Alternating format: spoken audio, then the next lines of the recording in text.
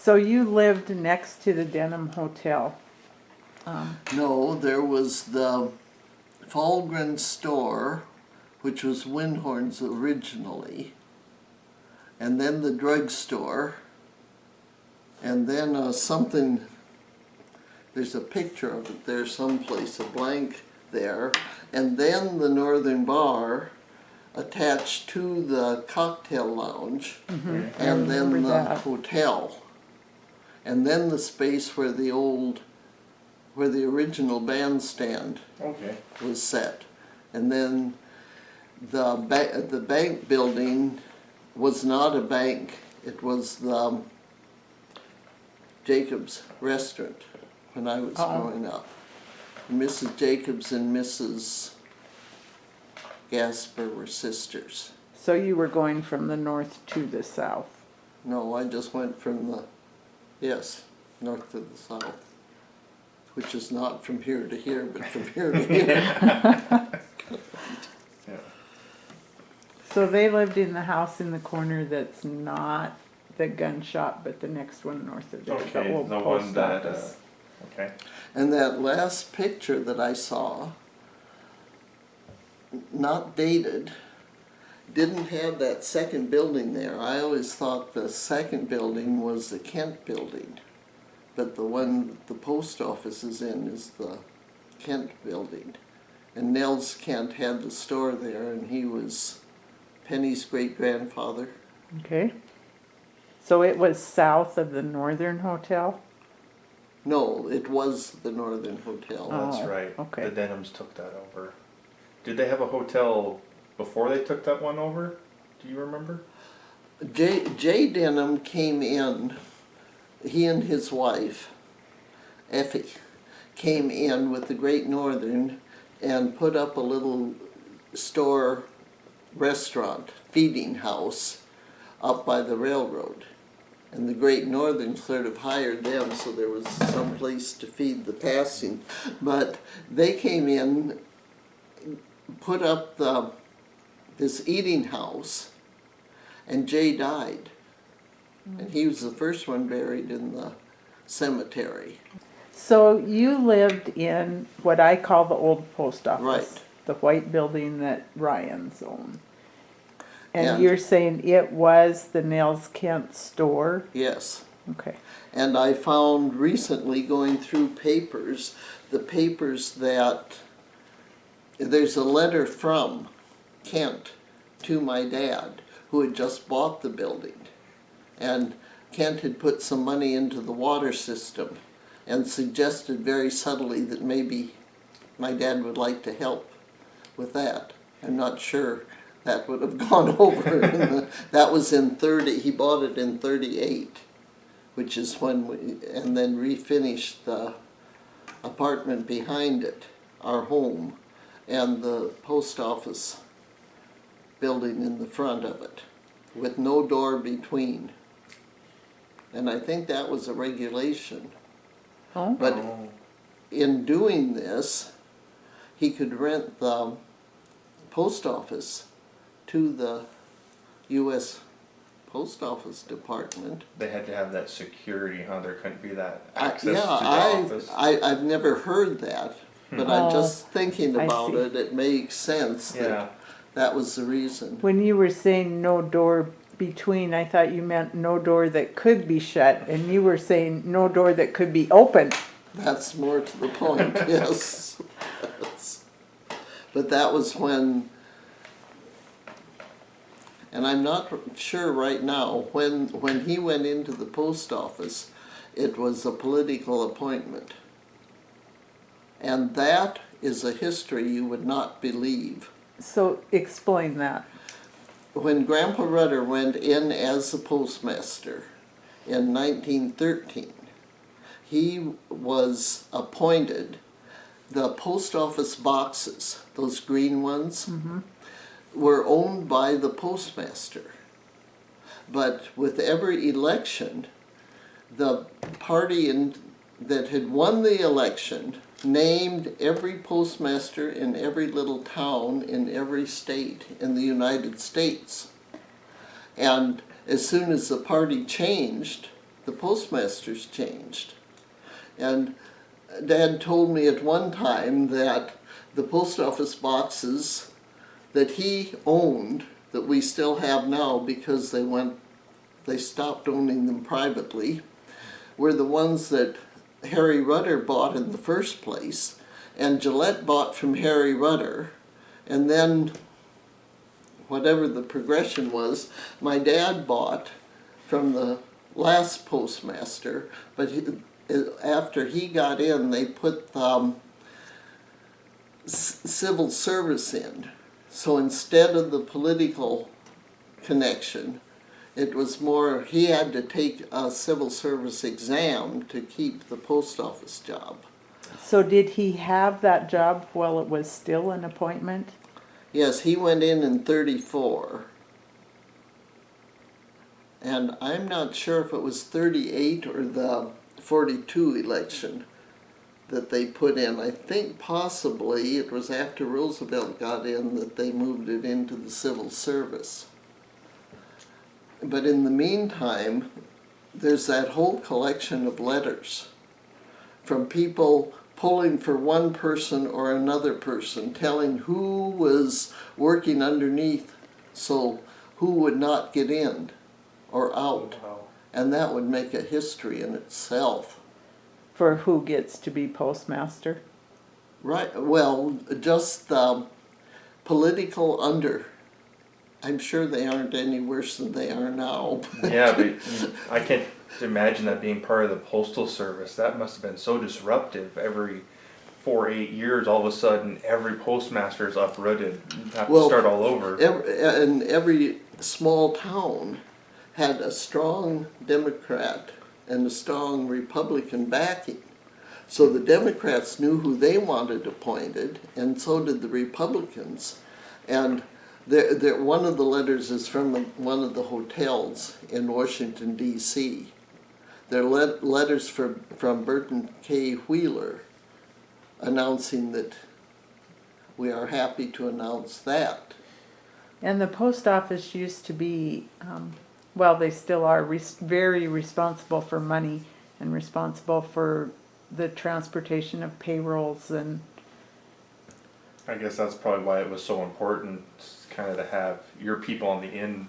Well, that was one of the things, but my dad told me one time, don't remember how we got into the discussion, but I was wondering, we didn't grow up feeling poor.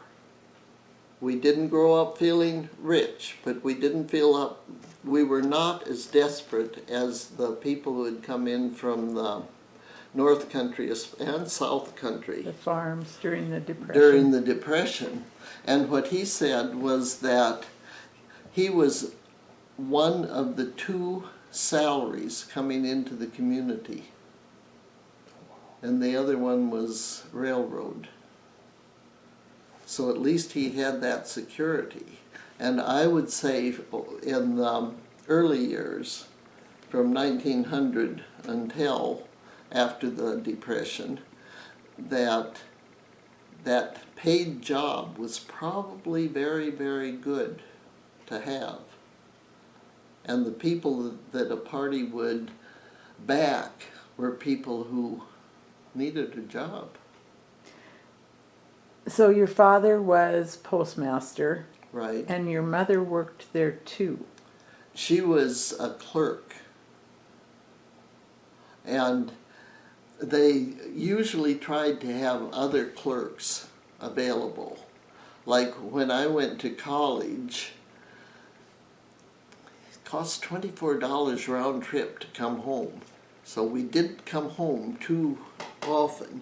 But in the middle of the fall quarter one year, they had me come home to take a postal exam so they could put me on as a clerk if they needed. Because it was very, the reason the 2 of them were there was because they could depend on being able to, if something happened to one of them, the other was there. And with the clerk, it was, just pick you know, if you feel like coming today, it wasn't, the postmaster wasn't in command of saying when a clerk would come in. It was more up to the clerk if she felt like it that day. And by having the two of them there, they knew they could depend on one or the other. But it also meant that both of them never, with the four daughters, ever was able to attend a college graduation for one of them, because one of them had to be there. And it was that dependability, I think, that kept that going. So was the post office job, did it require more than one person at a time? Like now there's just one. Was there more mail at that time? Obviously there were more people. The workload wouldn't have required more time. It was the time, it had to be open from one time to another. And that meant that they needed people that would be there at that time. But there were times when there were 2 or 3 different people listed as the, don't remember what the name, it was a certain type of clerk. And they could have 3 on the list for that clerk and call any one of them at a time. And I think most of the time Mother was one of the 3. When I came home during the summer, they could get away together over a weekend if I was going to be there. But they had to know they could depend on that. And the one thing that they absolutely could not depend on was my relationship with numbers. Oh. And every single night. And you could go down, you counted everything, there had the form there, they put the numbers down, and mine never came out the same. Just absolutely. But my dad would come in and I say we're $4.34 off. He said, "Did you count the duck stamps?" As soon as he heard the amount, they sold the hunting fishing stamps through the post office. The stamps were in the drawer. And as soon as he heard the amount that I was off, he knew exactly what it was off. But there wasn't really enough work in the post office to keep. You put the mail out in the morning, you had to be there all during the day. And that's one of the other things. He ended up doing a lot of things in town. I found a note, all excited. It was in, I suppose, a day book or a diary. It had been my birthday, and I got a new bike. It was yellow. And I never in my life had a new bike, but anybody who had a part to a bike would bring it up to Stubbs. And he could sit there on that side door that still comes out of there and have all these parts for the bikes, and he would build bikes. So every kid in town always had a bike, and my image of myself as a child in Hinsdale is roaring up the streets on a bike. I never did walk well. That was way too slow. And running was a little bit, but you could go on a bike all day long from one end of town to another. But there were always bikes available, and he could put pieces together that worked for everyone. But one year he built me a car. He had a gasoline engine and 4 bicycle tires and put a seat from an old something on it, and this engine was in back, and I don't think I ever learned to build or to start the engine, but he could start the engine and I could drive that. There was nothing to it except no cover, no body to it. But there was the steering wheel, and that turned these bicycle tires beautifully, and he'd start the engine, and I could drive all the way around the block in it. And that was the one thing Monty Denham didn't have that I did have. Monty always had a horse. But Monty Denham got in my car and drove it and turned the corner too fast, and the bicycle tires all collapsed. And that was the end of the car. He never rebuilt it for me. If I was going to lend it to boys, that was out of his line. But the other thing that he did do, Mother was due in the office every summer afternoon about 3, and he would start the coupe up. And as soon as the car, okay, some of my grandchildren have never heard the term coupe, but he would start the coupe up and head for the river. And every kid in town had his swimming suit hanging at the back door where he could just grab it, yell at his mother, "Stubbs is going to the river," and that was swimming. And every child in town learned to swim. And if you talk to David Hillman about Stubbs and his swimming lesson. But there was a group of older boys, the Seeley boys and the Burns boys. They were older and they were good swimmers. But my group learned to swim down on those summer trips to the river. Everybody except. Stella Jane, whose father was afraid to let her go. And for my dad always felt, I won't say he would have felt guilty about it, because it would have been available there, but he just felt so badly about it, because that, you know how she drowned. No. We had a rope that came down, you could reach it, standing on the ground, and you'd back up and you'd run out with the rope and then let go and go into the water. Well, Stella Jean wasn't allowed to learn to swim, but it was I suppose such a pull for her to do what the other kids were doing. But she and Joanne were there alone. When she went out and just sort of froze, I heard her afterwards, and slipped off the rope and drowned. And I remember, things like that you remember. There's just something in your mind.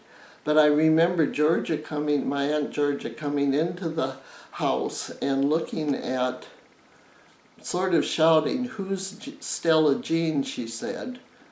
Somebody just ran by saying Stella Jean drowned.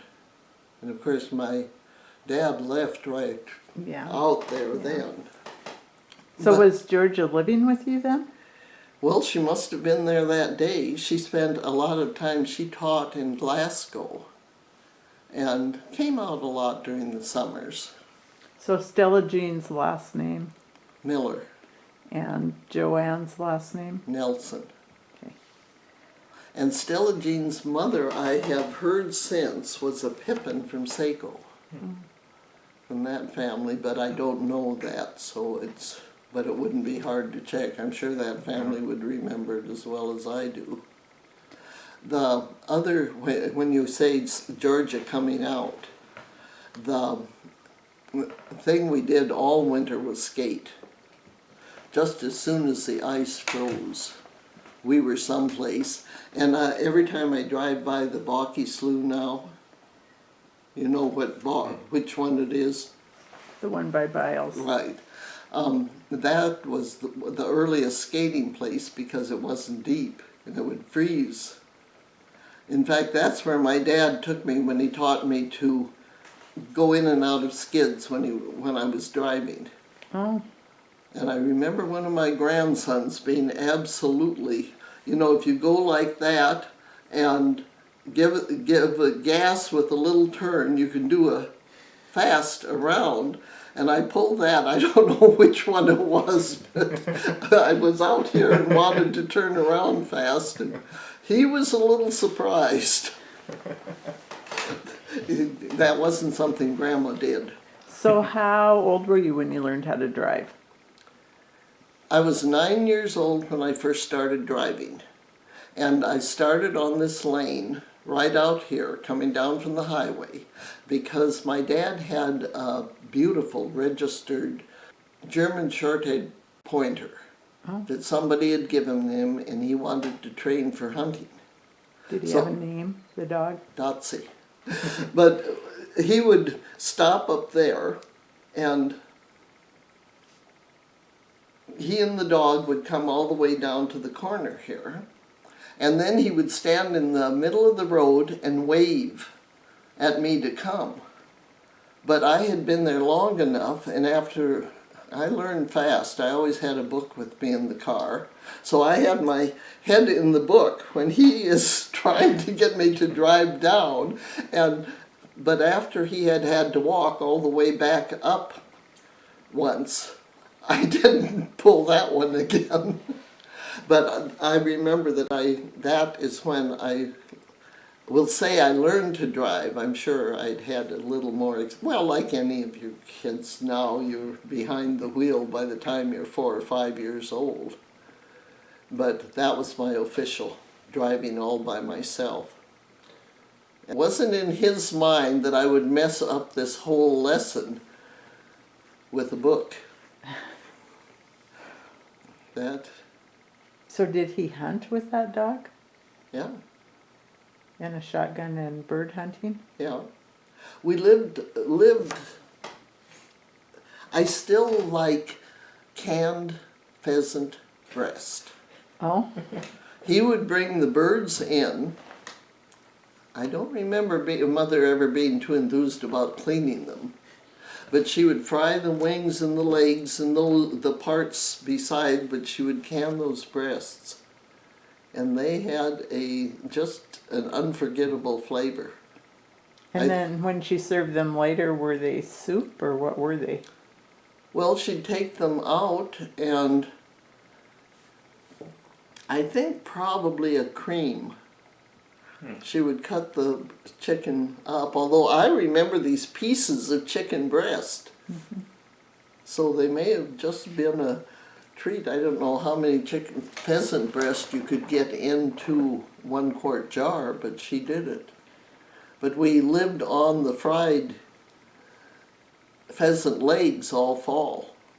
Were people raising and releasing and stocking the pheasants, or was there just a good population around? Oh, there was a good population. I remember going someplace, and I think it was probably down around Juneburg Bridge. And we drove up, and there weren't leaves on the trees, but we drove up, and the branches were thick. Pheasants just lined up on every branch in that whole area, and I'm sure my mind is just bigger than it actually was, but it was so surprising to see so many pheasant up in trees. Yeah, and it's a really weird year for pheasants this year because the males are already out fighting. I almost ran over 2 of them in the middle of your road coming down here. These are the younger ones. There's a difference in when they were the first hatch gone or killed, maybe froze last spring, something. It's a different timing, Yeah. and I don't know whether these are first or second, but they're here. But we hunted, and of course he loved coming out to the ranch, doing anything out here. So back to the ice skating. So the first ice skating in the fall was on the slough. I remember the year I went to school in Great Falls. I came home Thanksgiving, and we went skating there then because the river wasn't deep enough. But I got onto the ice skating when we were talking about Stella Jean. One of our family stories, which I didn't intend to go into here so much, was that Georgia would come out and go skating. And Dad loved to skate too, and she wanted to stay there a little longer.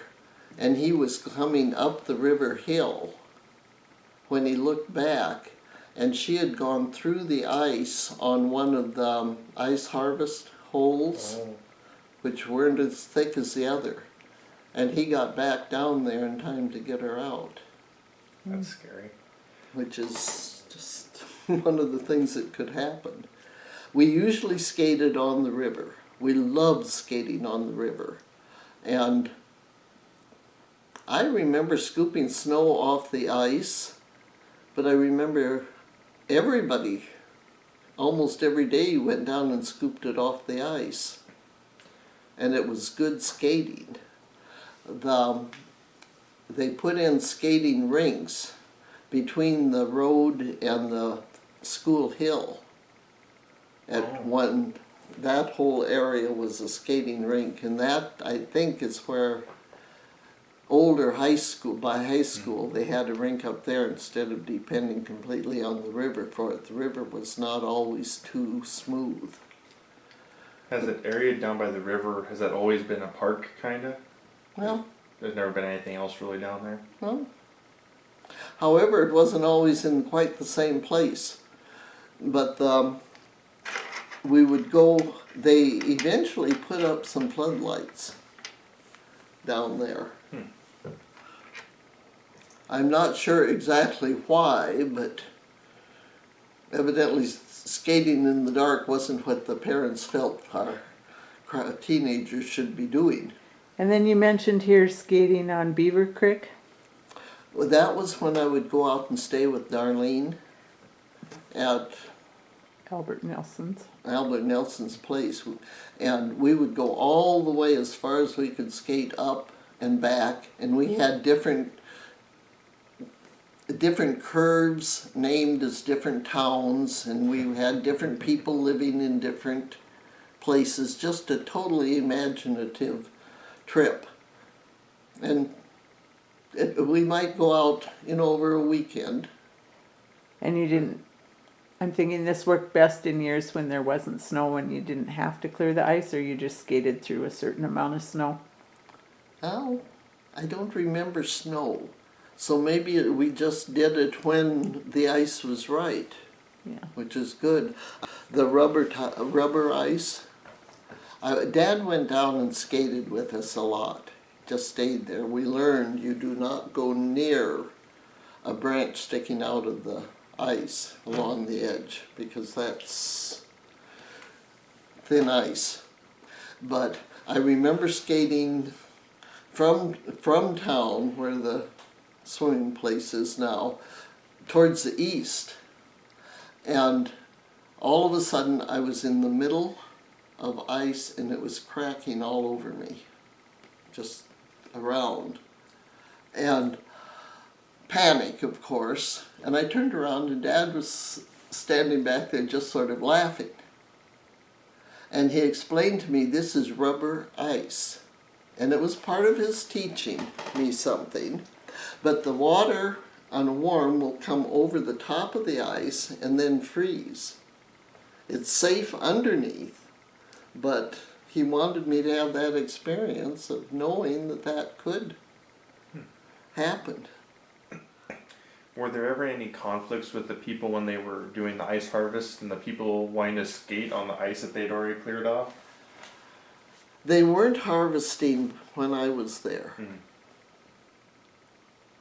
So I would have been skating, well, I was 10 years old when the Second World War started. And I had been in Minnesota in school for the first and second grade. So the third grade, from the third grade to through the sixth grade, I always considered my childhood years. Everything else was separated by, at that time and point, I was in Hinsdale. So the third grade through the sixth grade, did people still have ice boxes instead of electric refrigerators? Oh yes, all summers. So where did they get ice for those if they weren't doing the ice harvest? You haven't read my story about the ice house, but there's a whole article in one of those about Mr. Hardin's ice house. And I can't actually place it. It was someplace south of the Chester Hotel, up in there. But the picture here shows it a full building. I always thought it was just a roof, but because we kind of climbed on the roof up there. But that I have all written up. But no, there wasn't any ice harvesting really. Well, there had to have been because we sure ate a lot of ice. So did people buy ice from Yes. him? Yes, it was a business. He ran a truck, bought gas for the ice, and had his regular route. Which you used to follow the truck on your bicycles. Oh, we did, but that's all written down. Okay. These other games, kick the can and Annie over. Those games were played, and I suppose that would have been after we moved up to uptown. But the sidewalks, the first sidewalks I remember are all the wooden ones. Mm-hmm. Like the wooden one that I love seeing at the Legion Park now. That was every place, all the way from by our house. But the area in there, the fire hall was right there. But the area in there was the play area. And then going back from there towards the Chester Hotel was the jail. And the jail building now is the water building. Although the jail cell is down at the museum. Mm-hmm.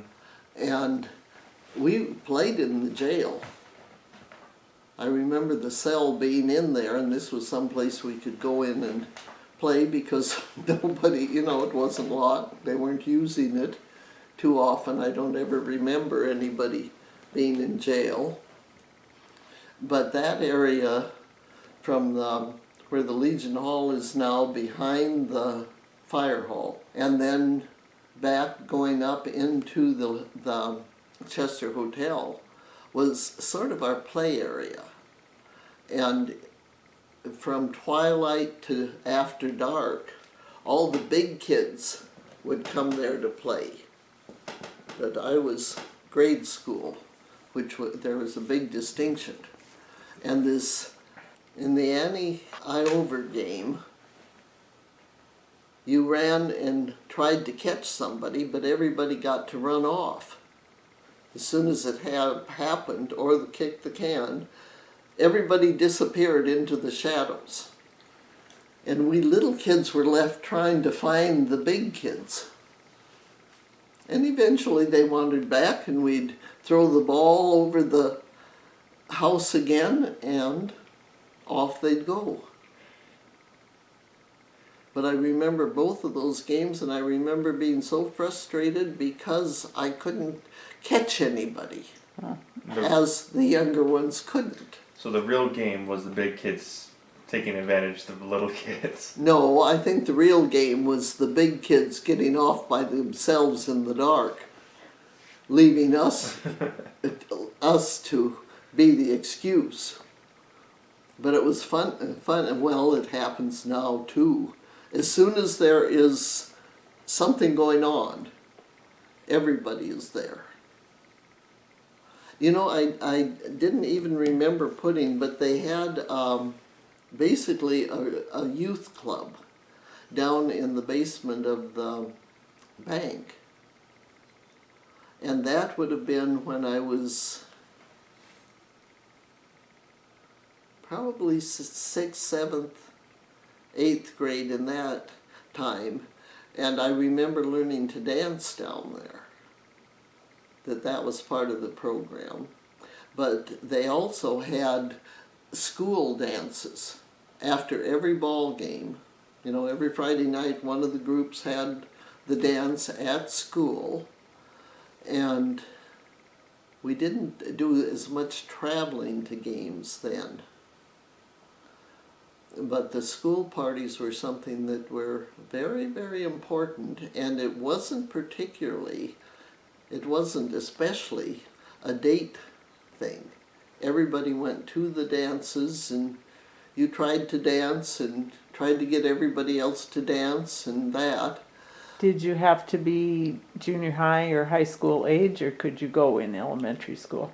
I don't remember there being much. I think it was probably junior high and high by that time. And there were a few formal things.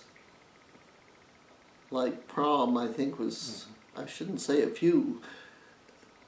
A few years they had a prom. How's that for making it a little bit better? And the proms were special, but the teachers had a lot of control and a lot of interest. And I think the year we did the junior prom,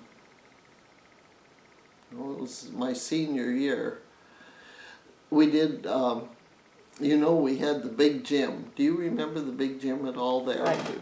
We took the 2x4s and made a merry-go-round on the floor, the full width of the gym, and then had the upper part with streamers forming it, and had horses, cardboard horses, painted, some with spots, some palomine. I mean, we knew our horse colors very well, put up on each one of the posts to go around. And I remember especially, Reen Locke was dating Frank Locke. Reen Jones was dating Frank Locke at the time. And we thought it would be pretty funny, so we put Frank's brand on one of the horses. She came down, and that was not acceptable, and the brand was changed to a generic brand. And looking back, I just, you had to admire the fact that her personal life was not part of her professional life as a teacher, and we don't get involved in things like that. However, that was the last fight I had with Monty Denham. We were clear up on the top of the bleachers. And from the time we were 3 years old, I was beating him up in the middle of the gravel street. Had no trouble at all. And here I was a senior in high school, up painting these horses on the top level of the bleachers of the old gym, and he smeared me with paint. And I took after him like that, and the result of it was he had me pinned to the wall laughing in my face while I was trying to beat on him, and that was the last time I ever tried to beat Monty Denham up. But the horses got up. Must have been my sophomore year, we had a Hawaiian theme. And the freshman girls were Joe's class. This doesn't quite fit in timing, but they had all the girls in the class were going to do this hula dance.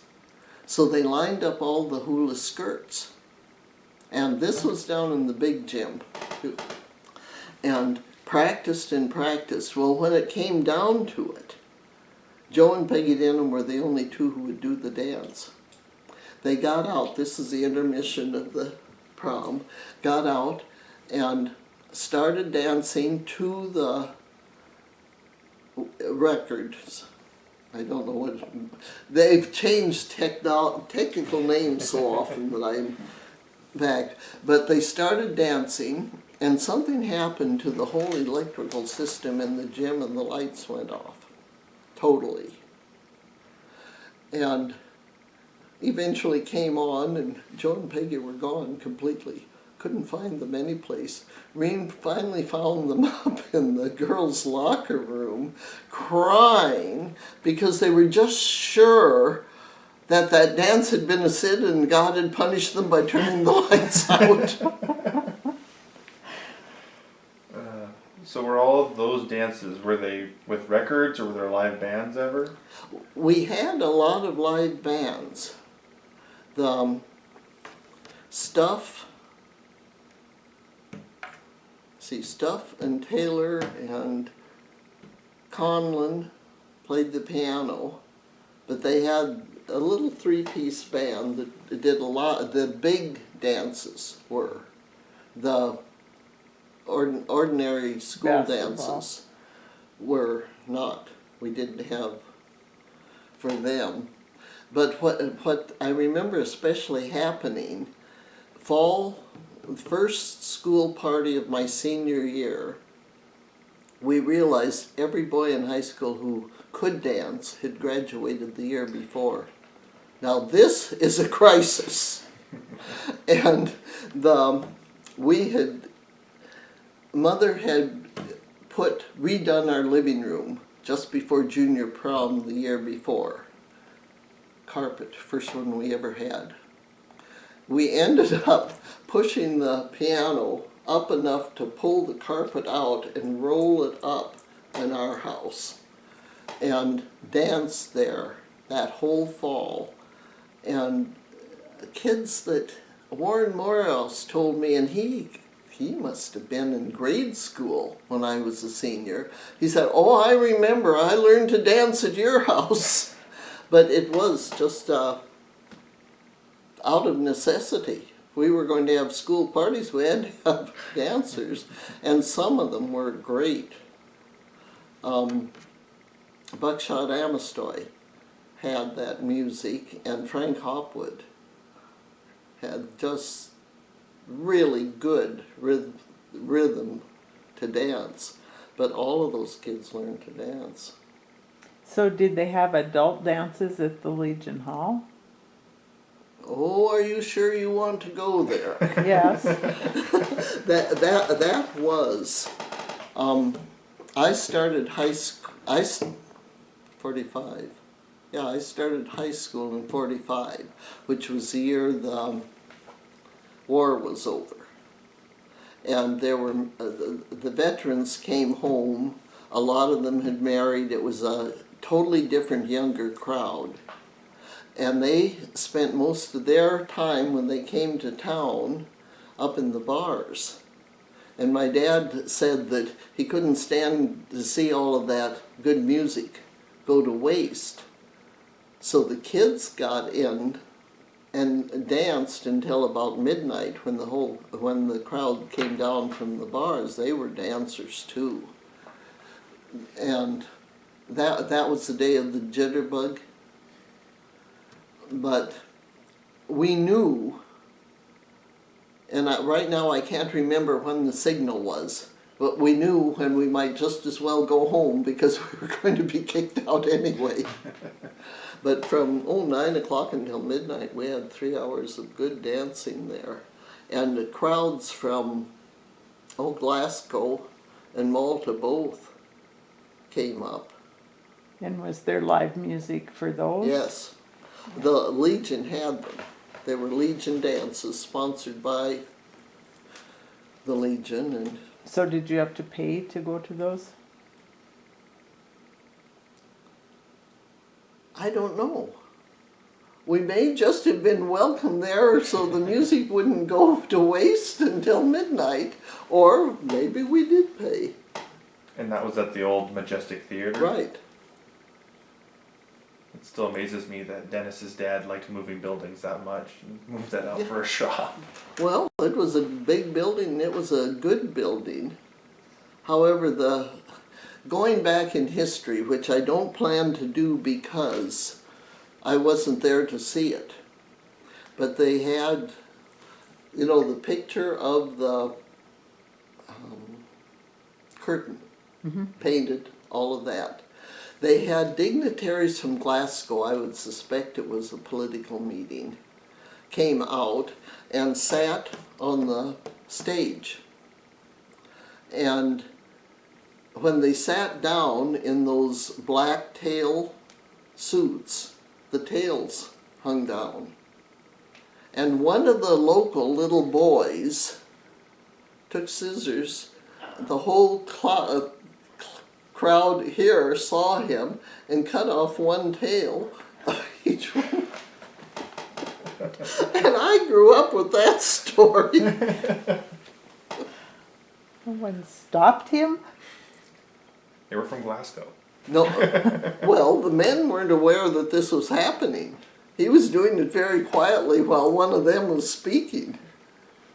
And if it was the right person, no one in Hinsdale would have, Right. yeah, wouldn't have wanted to make his father unhappy. But the other thing that they had, and I would say it was more during the war years, were theater productions. My mother was theater. I mean, she really appreciated that. But so she wasn't too enthused about these amateur people. But the Bray, have you heard that word? Bray Theater Group? The Brays would come out with plays, sort of the, I want to use the word silly, the light farces, and give a play. I would say maybe 5 to 7 players in the group, most of them from the same family, or the Bray was the last name of the family. And I don't know why I remember it, because there were other groups who came in. And where were they coming from? I think they started in North Dakota. Oh. And it was a depression thing. We need some way or another to support ourselves. And so they traveled from one place to another, making what money they could. I don't imagine there was much, but boy, I sure liked them. And that would have been in the Legion Hall.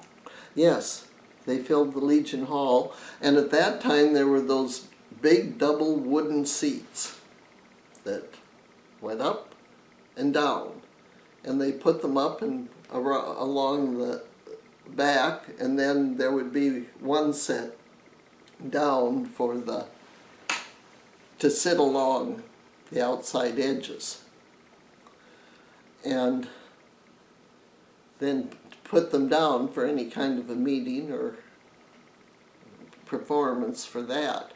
But one year, they, besides having the tickets for the play, and I would assume that the Legion would have taken the cut out of that for, they would have intermissions, and they would sell, what I remember the most was that kind of a off-flavored maple taffy.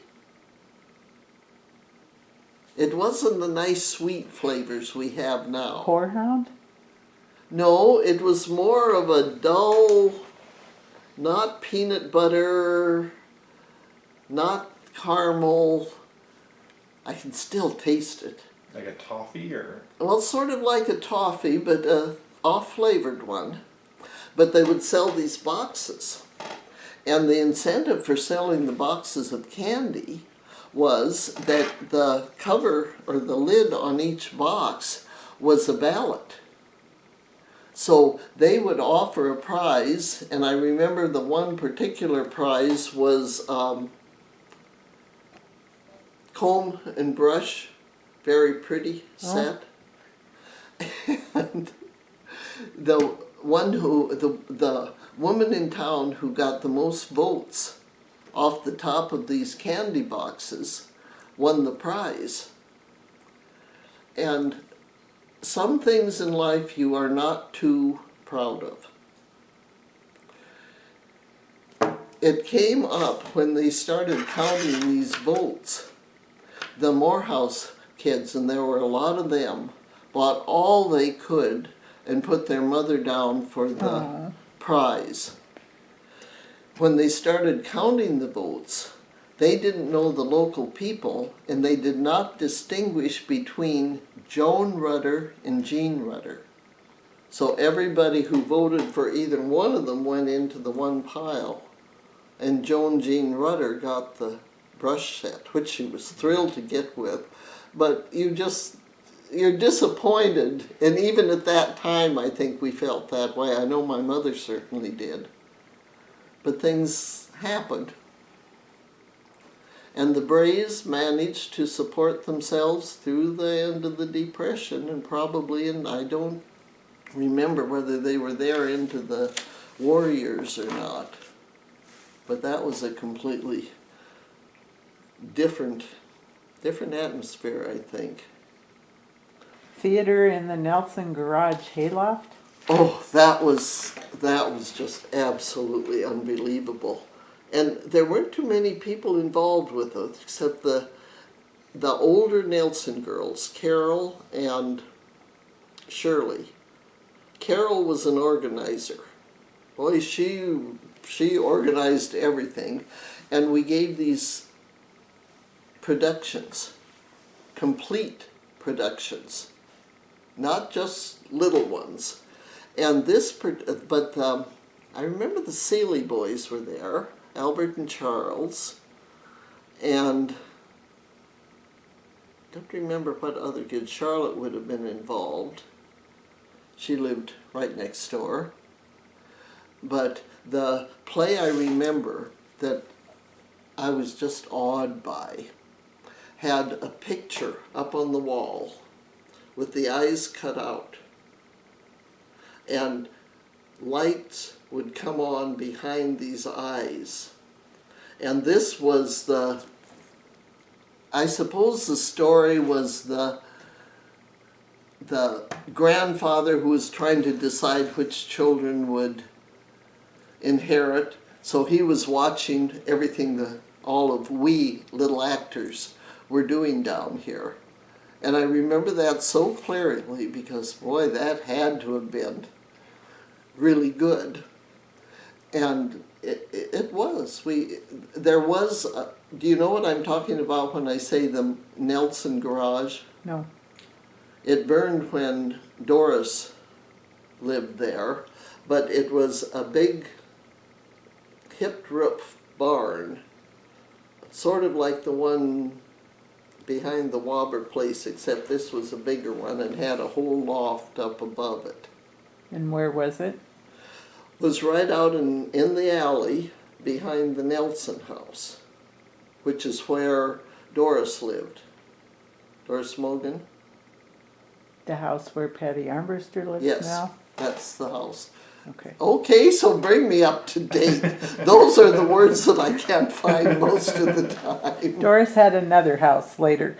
Well, yeah, but no, this was where she raised her family.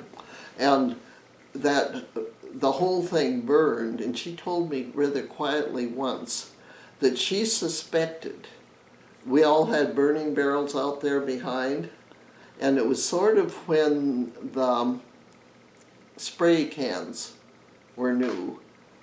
She remembered having put the spray can in her burning barrel, and she always wondered maybe if it hadn't just exploded and started that garage on fire, but that was the end of our theater. However, one of the other good experiences of my life was going to SeaWorld in San Diego, and I loved the Little Otter performance. They did exactly the same thing. They had the picture up behind, the lights flashing behind it, the old grandfather walrus, would it have been a walrus? Big animal, the little animals going in, they just acted out the whole thing, and I was right back in Hinsdale, Montana with the eyes flashing from the picture in the back. Some things never change.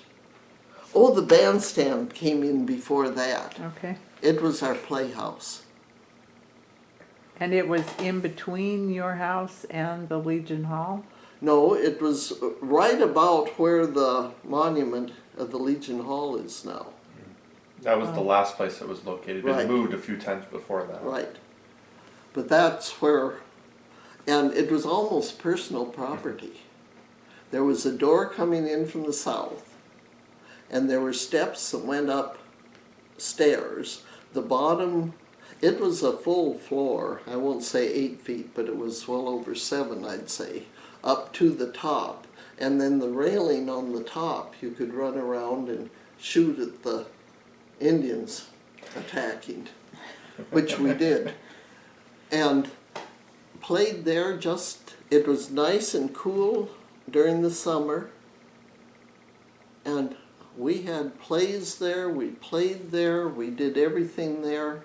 I'm not sure I ever heard a band play there. I think the band was sort of out of commission by then.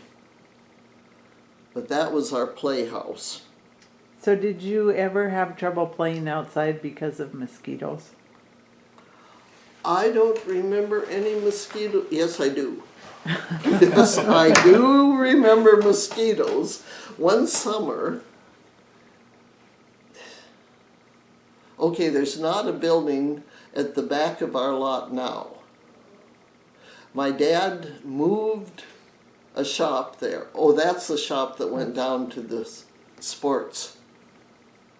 At the track field where Oh. they keep the track stuff. Okay, when he got that there, it sort of shut off that back alley. We decided we wanted to sleep outside one summer. And it's hard for me to describe to you, knowing you probably have never seen one of those old iron beds that lifted up and down. So it could be a That- couch or a Yeah. bed. And we put that out there and built our, must have been Dad's old bedroll, which would have been a tarp and mattress and bed, and slept out there all summer. But mosquitoes did get to me then, and that's when I learned that if you put a newspaper over the top, the mosquitoes don't come through. I think we might have, now I would say spray, but I wonder if we didn't use some damp newspapers so they wouldn't blow off. But we slept all summer there with the mosquitoes. All four of you? That would have been just Joe and I. Joe and me. So I remember that the building from the track field being more where we park cars behind the kitchen of the new school, and Kay's shop being there in your alley. They were both there? You're right, it was Kay's shop there. Yeah. The one down there was, he built the one down there from the old barge. On the river? Okay, yes. They brought a barge up from Fort Peck, and it had like the thick planks. Used in building the dam? It was used there someplace. Okay. I'm not sure what it was used. Oh, the barge, yeah, that would have been from the dam, and that went into there. Guy Seeley used one of them for something, and that would have been down around the ice house. But yes, that was where we built that was a garage. That was another Lloyd Jones connection. One of the horses got a wire cut, and the garage was heated. So Dad moved the horse in to take care of the cut until it healed. And then it had lost its winter coat, so he couldn't put it back out in the field. But the car was there at the same time. And in one of the Sadie Hawkins dances, Joe was taking Lloyd Jones. So she brought the car out, and this would have been after she was in high school, was very busy scrubbing all the smell from the horse in there and collected all the cologne and smelly stuff from the house we had to get the car okay to take Lloyd to this dance with. And so the kids, some of them went by, and it was the laugh that one of them told her, point out that Lloyd would have preferred the horse smell to the perfume. Okay. The other time that they really got me was I had great success as a senior in the golf course spring quarter at Bozeman. So I decided golf was going to be my game. And my roommates even each gave me a golf club for graduation. So I went down to the ballpark, and one day ended my golf career. I'm okay with mosquitoes until I start breathing them. And they were so thick down there that I could not. That was it. There just was no thing. Which reminds me, something I have in here is when you go out, if I say the big tree, do you know what I'm talking about? No, not this one, the one At the depot? in Hinsdale where the river goes out like this and turns around. There's, Oh, in the river? well, it wasn't in the river at the time, but that was, The one by the boat ramp now, the only one No. on that side of the road? it isn't in town. It's there, the road On the Chester place? It's beyond that. The road followed the river and went around down to the Red Bridge. Oh, And there's a big tree at that where the road goes north. Okay. And that was, I mean, that, when you said big tree in Hinsdale, it was as familiar as, but the road was between the tree and the river. And when I was growing up, you could come down the tree, or down the road, and the Chester place was to the south of the road. And my dad told me once that when he was growing up, the edge of the river had been clear over across where it was then. And you could see from the way the growth, you have low and then higher light colored trees and darker trees before you get into the big cottonwood trees. You can still see that now, but when he was growing up, the river was that much farther north than it was when I was. And when I was growing up, the Chester place, which is where those trees are, right on that place, were clear south of the road. oh wow. The road was, yeah, So the old Red Bridge, that was at the end of that lane that's now Mogan's, right? Or because I know there's a big foundation down there. Is that right? Because that's what we call the Chester place, is that stuff of Mogan's and Right, right. And Yeah, so you that's- would take that trail down, and I think kind of about where the pump is now, if you look across on the other side, there's a big cement foundation. Was that kind of where the Red Bridge used to be? well, I would have said that it was, Dr. Cockrell had a piece of land there. The bridge actually was close to a mile north. So I'm not sure of what, but the bridge out there from where the big tree was Yeah. down to where the bridge was, that was just our hiking place. We wanted to get away from things for a while. We'd walk down there. It was a picnic spot. Don't think we did much swimming there. But the river has changed that much since there was plenty of room for a road between. Is there still a stump of a tree? I'm Look trying when- to remember. Look when you get there. I Yeah. think I have a lot of pictures of that tree. Yeah. But that was, That bank caves away so fast anymore. yeah. Well, what I'm saying here, that Yeah. the full width of the river there has to have caved off since I was there, and it had done the same thing since my dad was there. It moves a lot faster than we think. Yeah, well, time goes a lot faster than we think. History of the Happy- Deegan place, the White Bridge Uh, there, And it, for time back, was an Indian gathering spot to cross the Milk River. Oh, really? And the history is in, that's where I got into that Métis. It's in their research. And it popped up on my, I printed it out. I do have it. I have no idea where I put it, but. Okay, that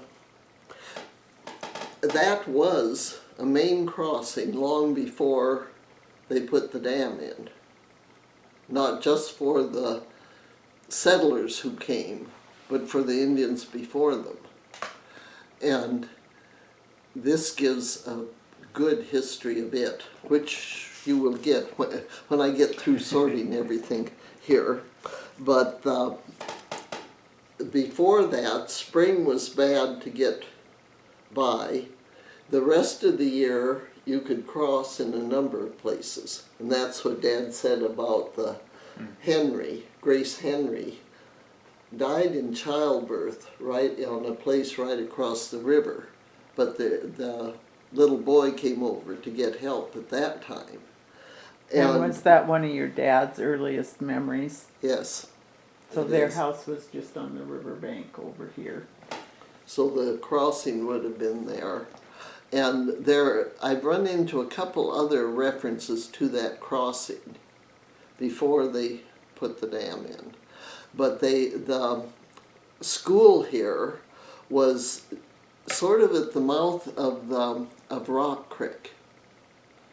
Somebody pointed out to me, and Balky Saloo pointed north, and I could see something there, but my mind memory has a big hill there.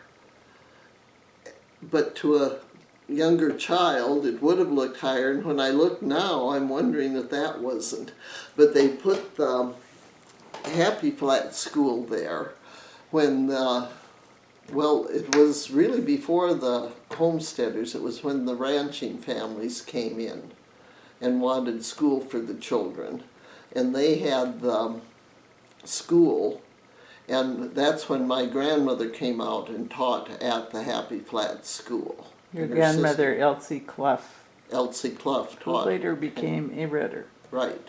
Okay. And Maud, her sister Maud Clough, also taught at the Happy Flat School, but usually she was farther east. And the family itself, it's hard to go back and figure out exactly who was living where at what time. But they lived here on the ranch. All three of the children were born right here. And they did attend the Happy Flat School. And I have pictures of a number of years at the Happy Flat School. And you can, if you have the name of someone one year, you'll be able to identify them the next year.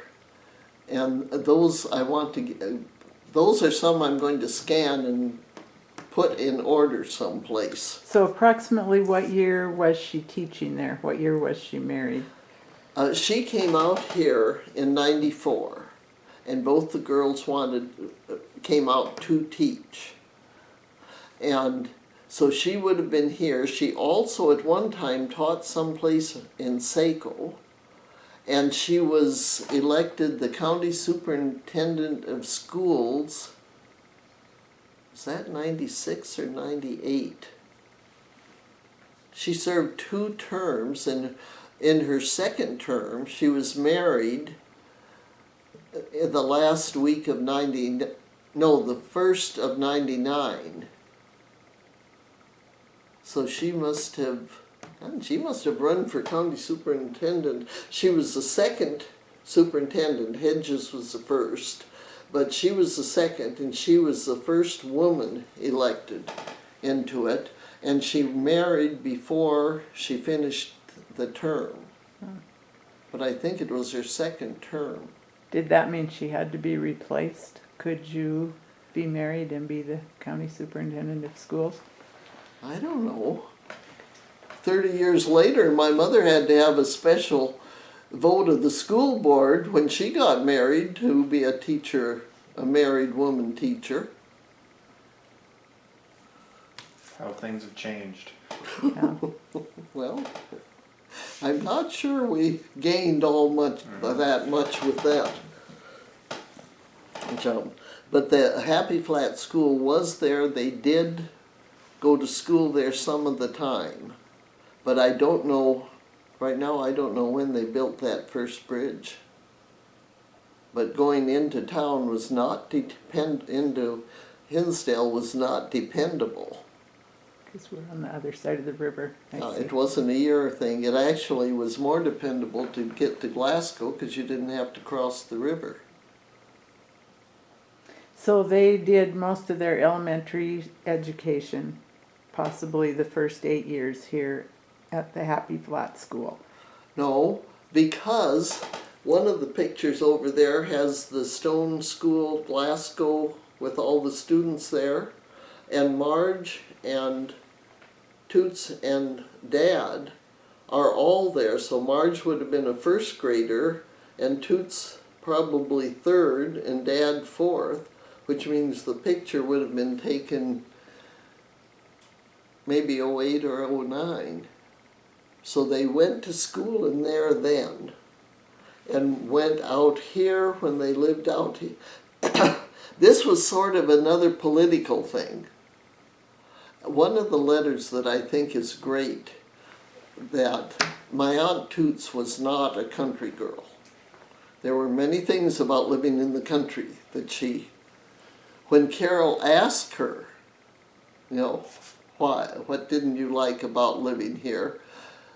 She typed a 2-page itemized list of what she didn't like living here.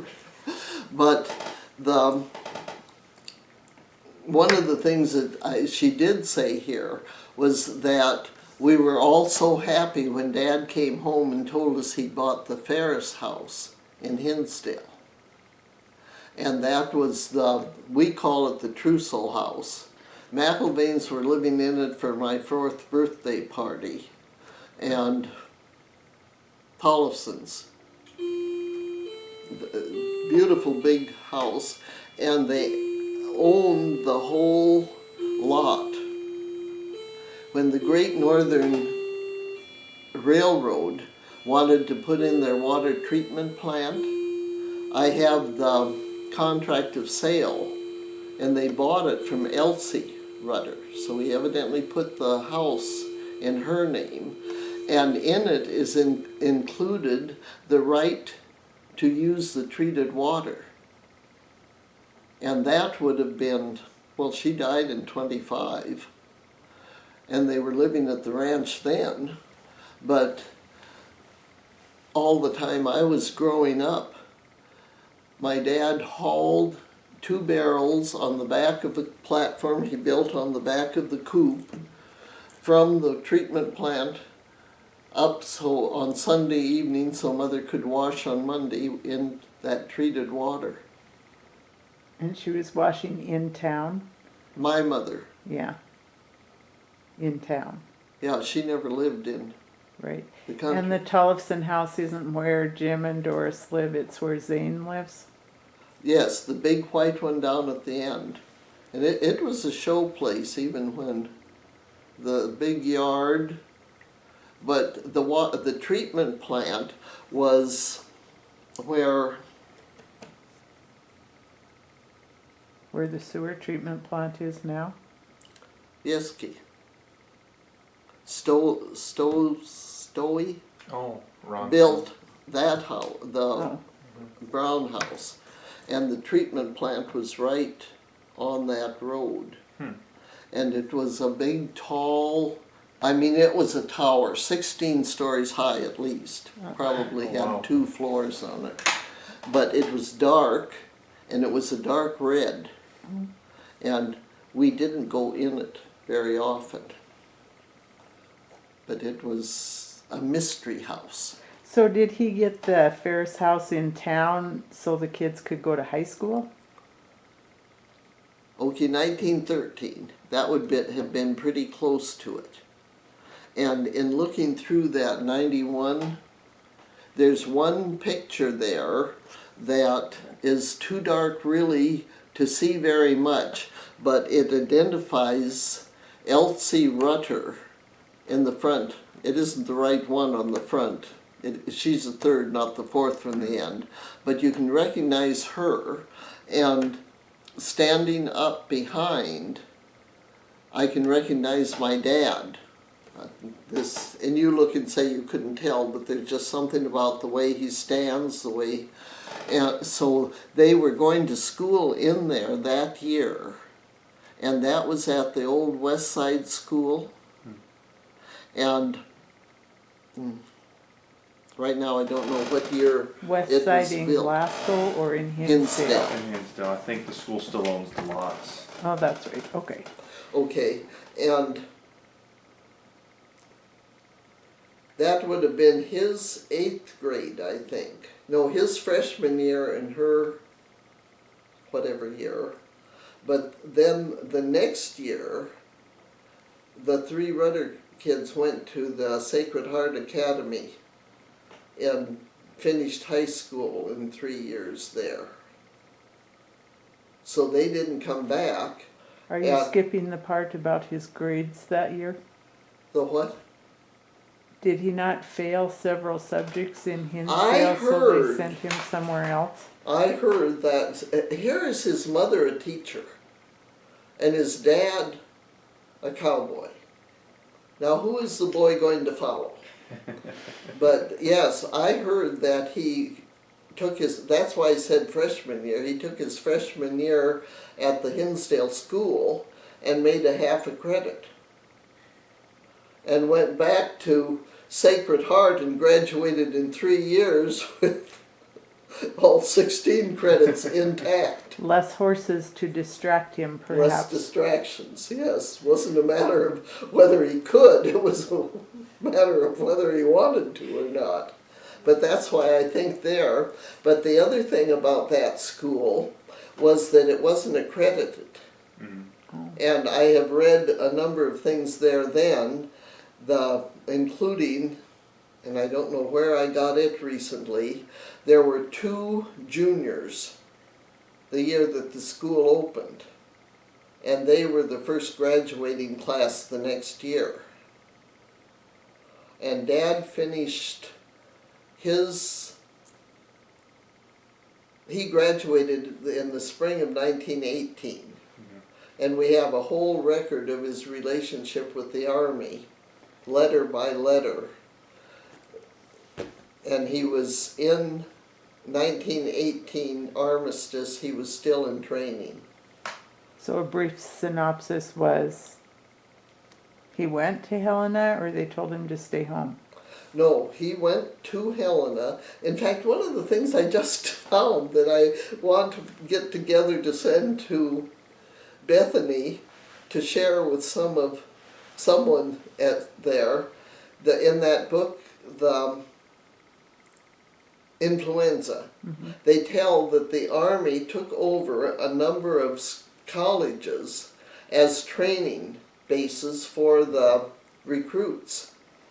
So when he graduated, he was old enough, he was 18, and the first letter tells him he's in.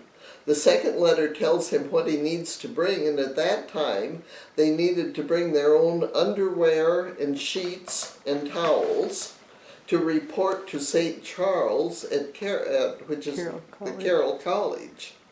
And then there's something about his arrival there, and on the 11th of November, armistice, and we have a complete menu for the victory dinner that was given in honor of the armistice that I have in his things that are. So that is the story of his 18th year. And he went into Bozeman, I suppose, the next year. He was there 2 years. But he joined the Legion in Bozeman. So he isn't a charter member in Hinsdale, but he transferred here and spent the rest of his life trading adjutant with something else. You know, all this. but was the hall manager all the time. He was telling us which dances we could go to and which dances, when it was time to leave the dances. He didn't have to tell us twice, we knew it was time to leave. Okay, schools. The Happy Flat was out here. They had the log one in town.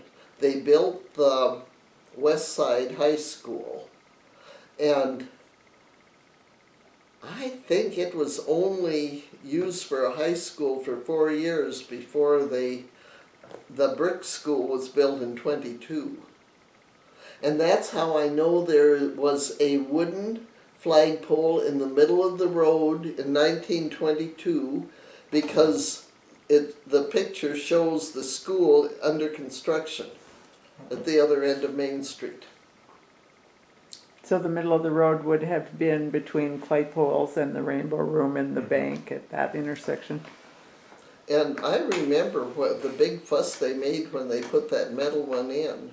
But I also, can you believe, I can close my eyes and run my hand around the wooden flagpole that was there. I must have gotten slivers or something. Oh, I was riding a bike and some way or another reached out and ow.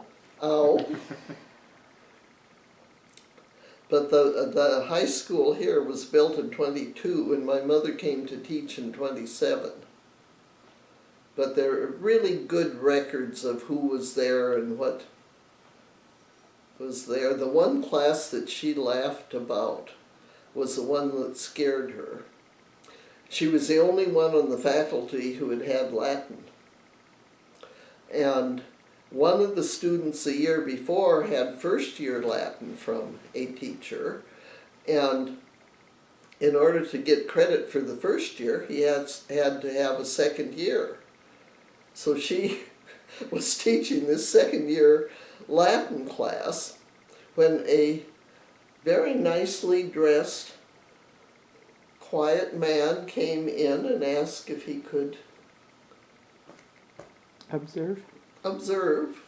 And so she was there trying to, got through the class, and after class he came up and he thanked her so much because he was a rancher from up north someplace, or a homesteader from up north, who had been teaching himself Latin and had just come down and wanted to check on some of the pronunciation.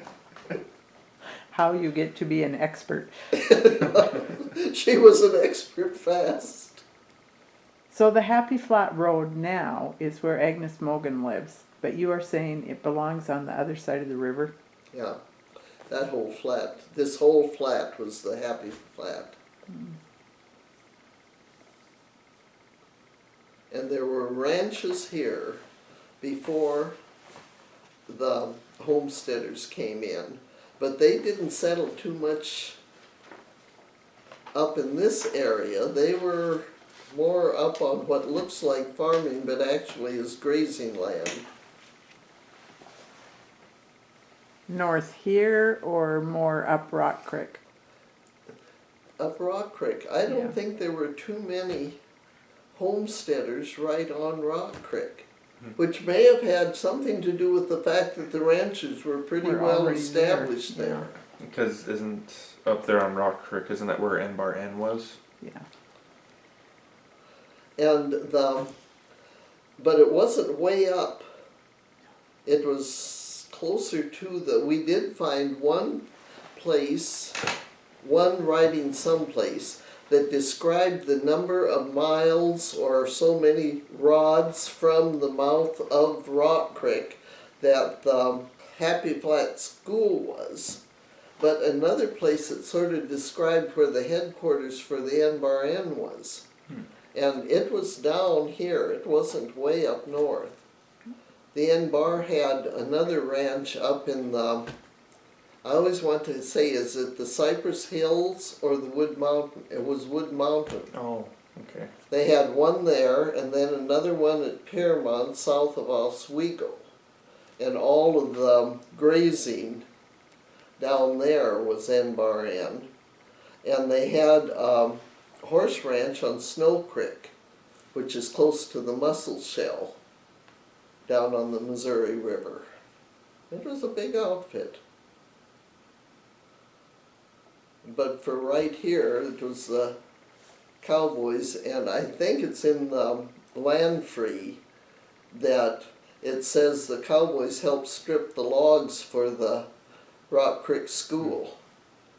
Not because they were so interested in education, but because they knew they'd had teachers coming in. And most of the teachers married NBARN men. That sounds like a Cowboys philosophy. First things first. So do you remember the dorm for the school? Oh yes, that was in the... I don't think Mrs. Chester had that hotel at that time. Maybe she did. But the dorm was there. And I did see, I've gone through so much here just trying to find what things were interesting. But they gave the dorm, I want to say dorm monitor, whatever, there.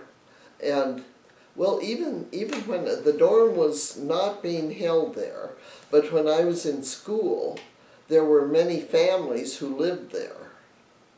And they had an oil rig, or oil crew, went through it one time, and Polly Hedges, got that name, was in it, but her parents lived in one wing of the hotel with the family. There were brothers. I don't know how big the family was, but that was when I was in high school, I think. And people were boarding in town when you were in high school, right? Right. Well, Doris lived with us her senior year, and that was my 8th grade. And Hazel Samuelson. She wasn't going to school, but the dorm actually was operated. I do remember, though, Dick Baker wasn't in our class for a year or two because his mother had the job of dorm monitor up at Opine for a year. So the family went to school in Opine that year. What I do remember about the Chester Hotel, and I don't know what the connection with the school was, but the home ec girls in school ran, now you would call it a preschool. That wasn't what it was called then. Kindergarten, maybe? Nursery school? Nursery school, as part of their training. And I remember going over to that. Mostly because as a child you remember the very emotional moments of your life. Was it very traumatic? Very, very traumatic, and I fought with my husband years after over the same thing because they prepared our meals. And we had tomatoes, a little bowl of tomatoes, and they put sugar in mine. And I said, no, I want salt and pepper on mine. Eat it. And I ate it and I threw it up. But I remember that so clearly because I was so angry. And I married a man who wanted sugar on his tomatoes. And this bowl of tomatoes was canned? I don't know. I'm thinking that the age of sitting down to bowls of canned tomatoes has passed. Right? Although, you know, one of it, when Jan first came to live with us, her favorite breakfast was toast with canned tomatoes on top, and I love it. Just like a jam almost? Hot. Yeah, it is. They were hot tomatoes. Yeah, I think so. I'm not sure she always hated it, but for her, that was something that in her home had been easy to fix, and she could do it herself, and it was a touch of home, I'm sure, for her. but sugar and tomatoes. And ironically, yesterday, I read in the Pioneer's Woman recipe book, meatloaf, and I love meatloaf. I could never cook it on the ranch because you can do anything you want, but don't mess up the meat, and meatloaf is messing up the meat. But this, she had what she called a tomato gravy. And so I decided, okay, I'll try it, and I made it. Love it. And it's made with ketchup and brown sugar. Barbecue sauce. Yeah, well, it has mustard in it too, Yeah. but it isn't a strong, yeah, it's just, I like it. Anyway, Tomatoes and sugar. if you if you live long enough, you will see the beauty in all things. Sugar and tomatoes. But that, they had that, and we must have done, I don't remember about activities in it, but I sure remember the tomatoes. And I also remember that I could go home all by myself, because you came out the back door of the, School. no, this is the That's- back door of the hotel. Oh, Hotel, yeah. Came out the back door and just went around Westrams, and my house was right there. Nice little shortcut.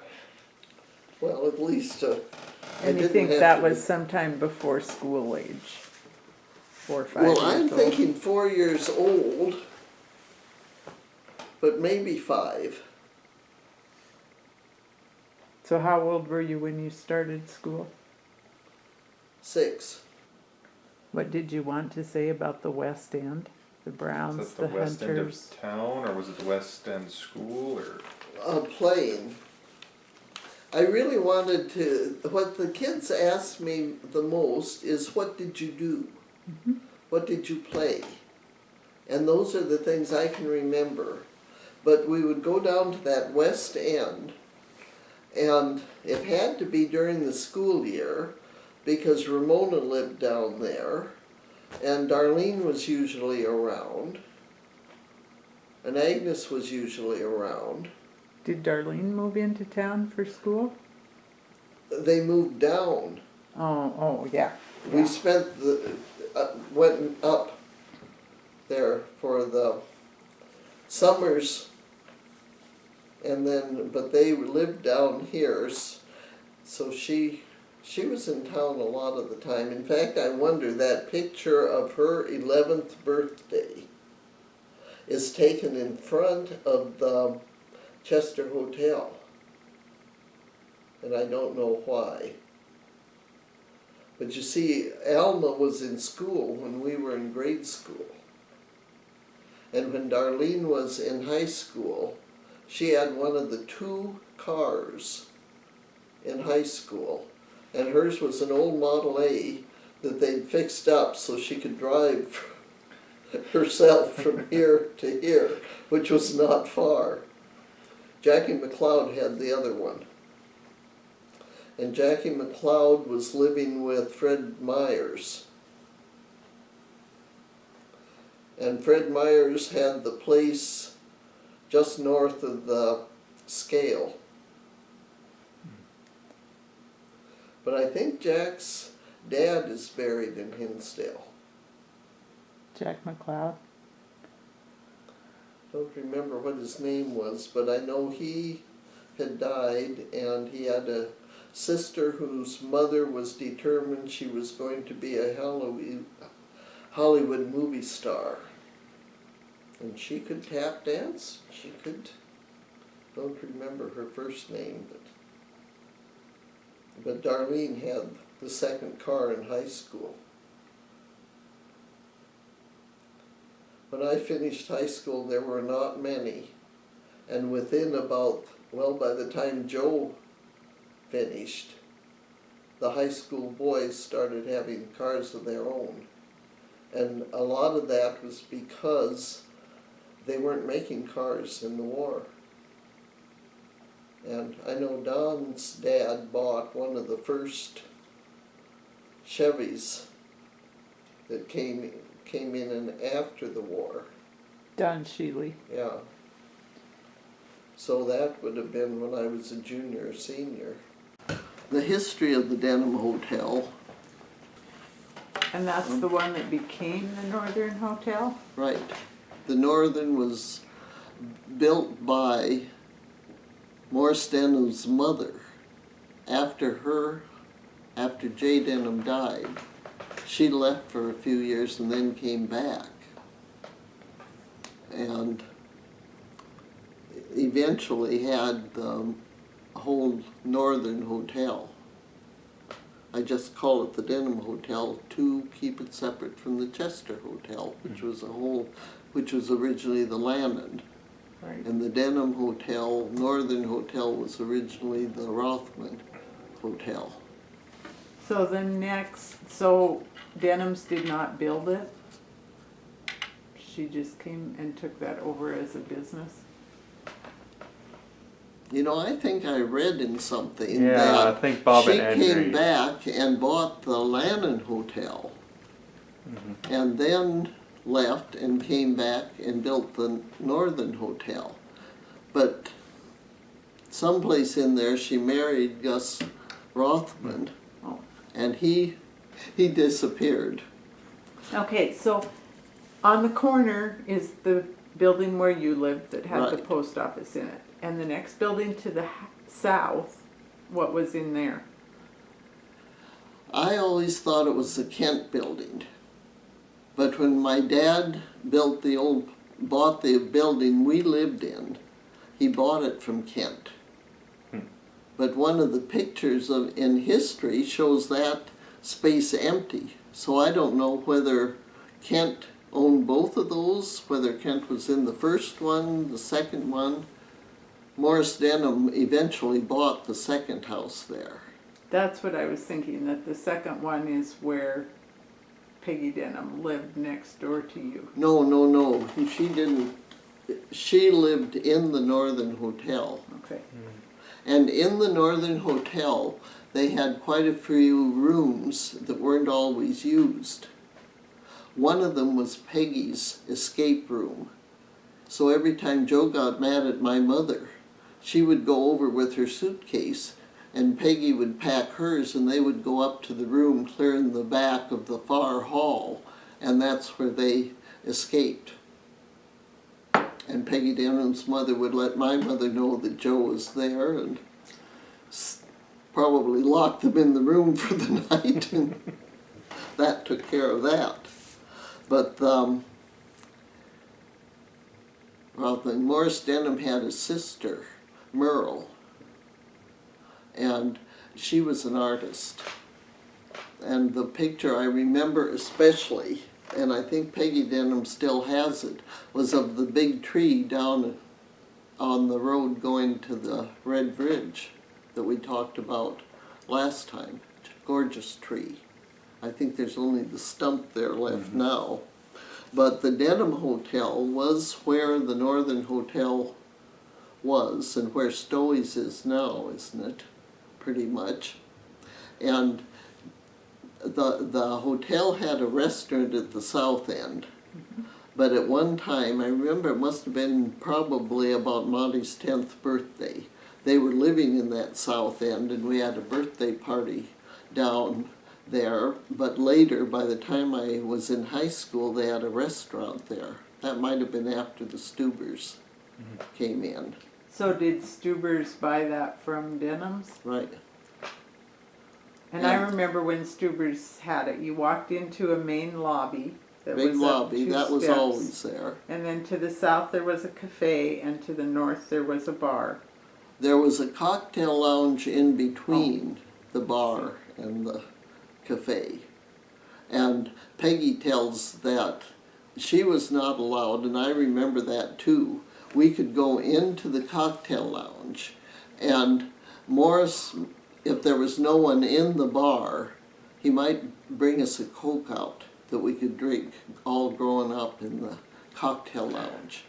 But she was never allowed to go into the bar either. That was a very strict thing, which was good. And for a period of time, that space in between the bar and the hotel, even after the hotel was torn down, was an insurance office. I think you're right. I I think don't that remember it Carol too Galt much, but, okay. Worked there before it was at the Yeah, rear that of was the after bank. the hotel was taken down? Yeah. Well, the Okay. hotel was still up. I remember the nuns would come and do religious education for 2 weeks in the summer, and we used the cafe on the south side of the hotel for a classroom and for lunches and stuff. Okay, that.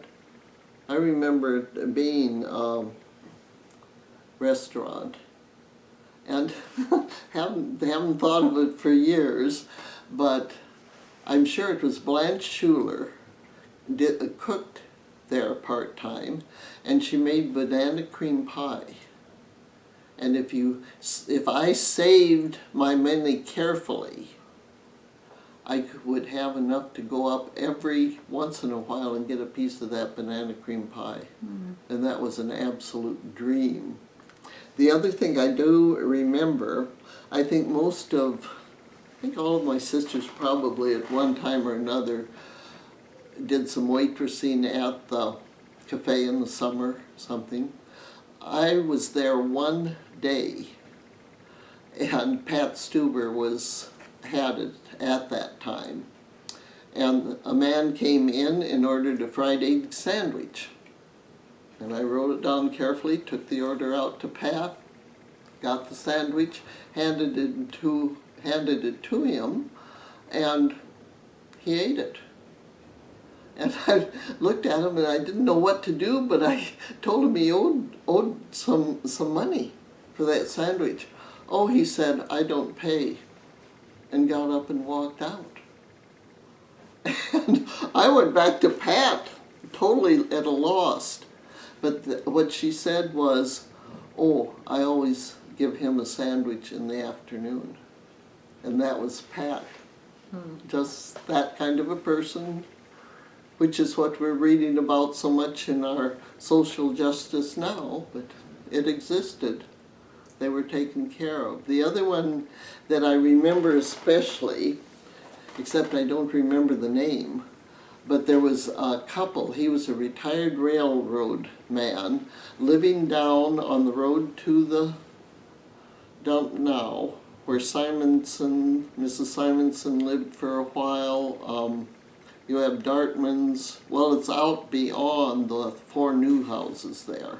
But there was a little shack there, and his wife was a very heavy woman.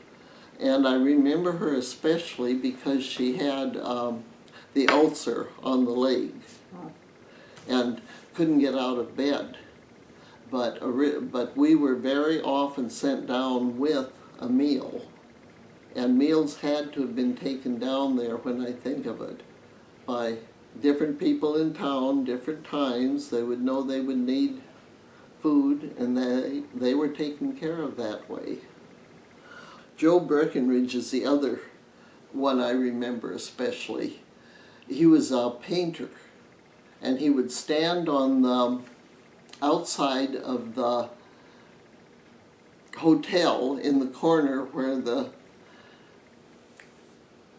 cocktail lounge was. And he painted. Quick draw artist, I'm sure, but he could take that brush, and all of a sudden that stick in the center had grown into a whole tree. And I sat and watched him, thought he was great. And I eventually did a little bit of painting there with him. He would show me how to do something. But many, many years later, like I would say it was in the last 20 years now, I got a call from a woman who had just bought a hotel out in Washington, asking me if I knew anything about Joe Breckenridge. And when she bought this hotel, every surface, any place, had a painted scene on it. And he had lived in the door panels, the walls between the doors, just totally covered. And she was trying to find out more about Joe Breckenridge. And all I knew about him was that, well, it was it would have been in the late 30s before the war, in the 40s, that he was there, but he stayed at Denham's for quite a while, and I'm sure Mildred had food for him, and he painted signs on the windows, and I suppose Morris had a few drinks out there for him while he was painting, but he existed right there for a while and then moved on. But evidently he got into a hotel on the West Coast that he enjoyed. One thing we didn't put in, because I had it written down, was they built the new brick school in 22. And when I was in the 5th and 6th grade, I know because that was the room that it was affected, we had the news that they were going to come in and put a whole brace on the school to keep it from falling off the edge and back.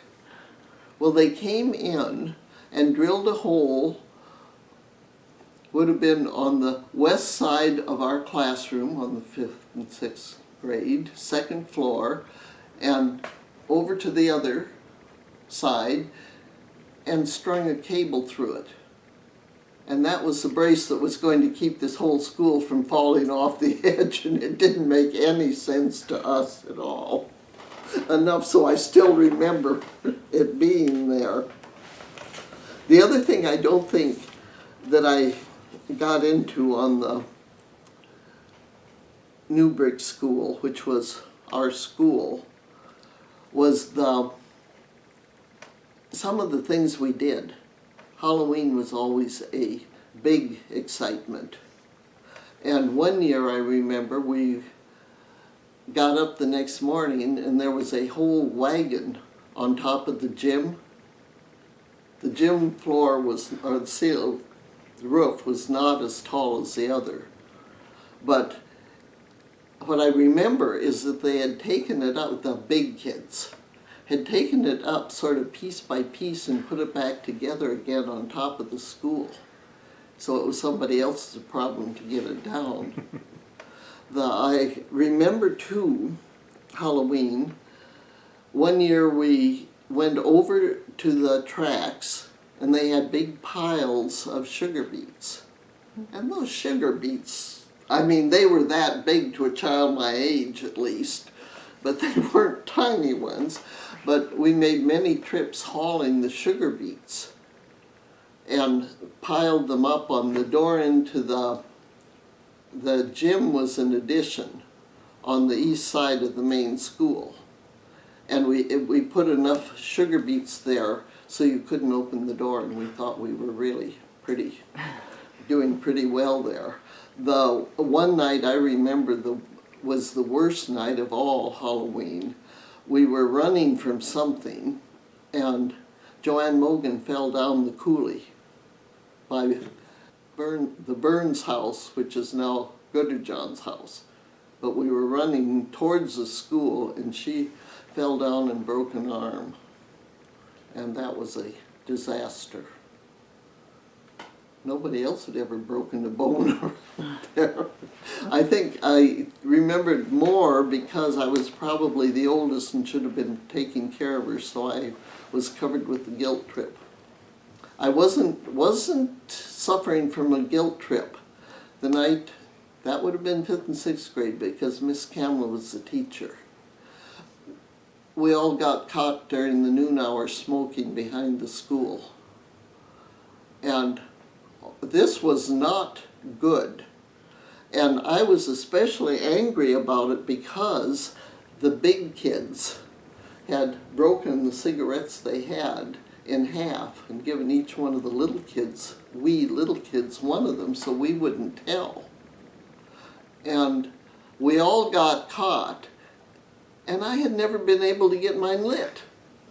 So I didn't feel guilty, I just felt that I had been not too good. You were cheated. Cheated, that's the word. So nothing worse than this whole feeling of non-guilt. But I do remember she made every one of us absolutely promise we wouldn't smoke a cigarette until we finished high school. And I have a feeling there were a lot of us who held to that. I don't know about the boys, but I don't think many of we girls did at the time. So before there were health concerns about smoking, why did she think it would be bad for you to smoke? There was sort of the idea that there were some things nice girls didn't do, and smoking was one of them. I see. When you got older, well, I think it sort of held up all the way through. There were a lot of girls who did smoke and a lot of didn't. It seemed to make a difference. Once you were married, you didn't look at a married woman who smoked. But if you weren't married and smoked, maybe you were a little bit fast. Okay. Okay. Any more silly questions like that? It was all a matter of perception, I think. Okay, the other thing that we didn't get into at all were the other programs. And the one that I'm not saying was the first, but probably the strongest, was the Girl Scout program. And my mother started it and was the leader for a number of years from the time I was 10 years old. But then she organized other leaders to be leaders.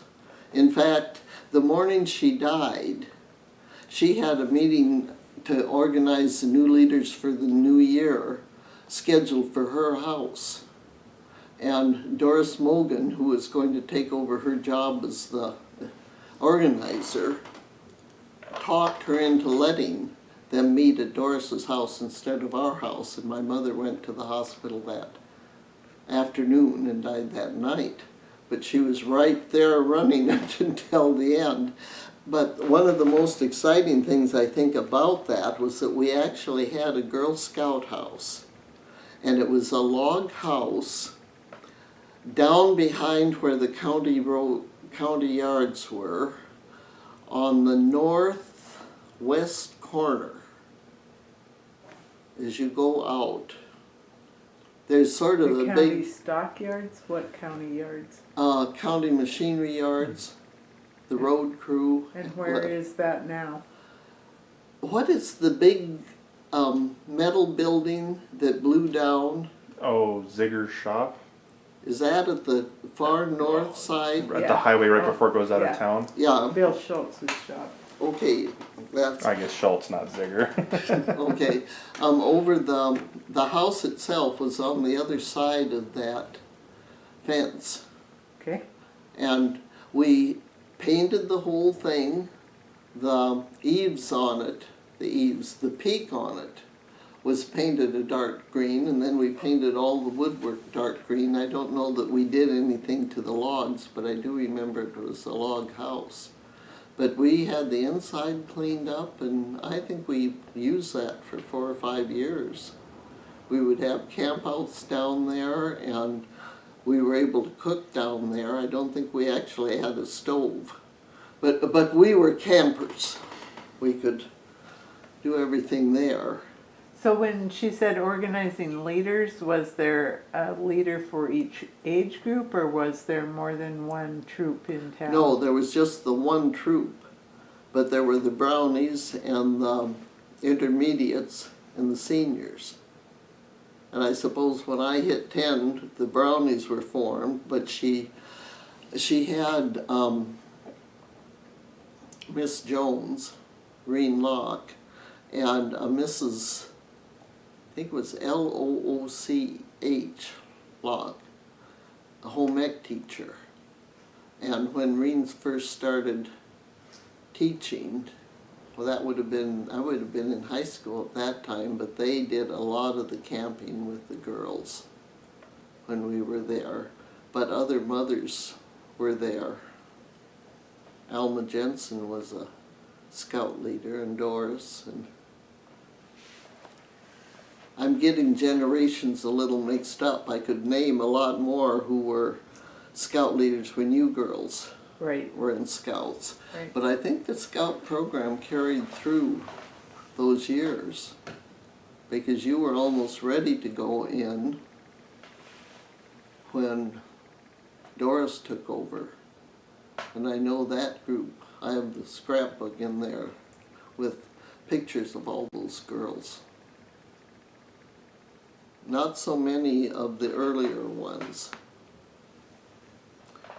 And at that time, the Scout program was stronger in Hinsdale than the 4-H program. And mostly, I think, because the 4-H program was hitting different rural areas. Beaverton had a strong club, and then we had the town club, and the North Country had a couple clubs there. So it really wasn't until, well, it would have been when I hit high school that the town club was strong.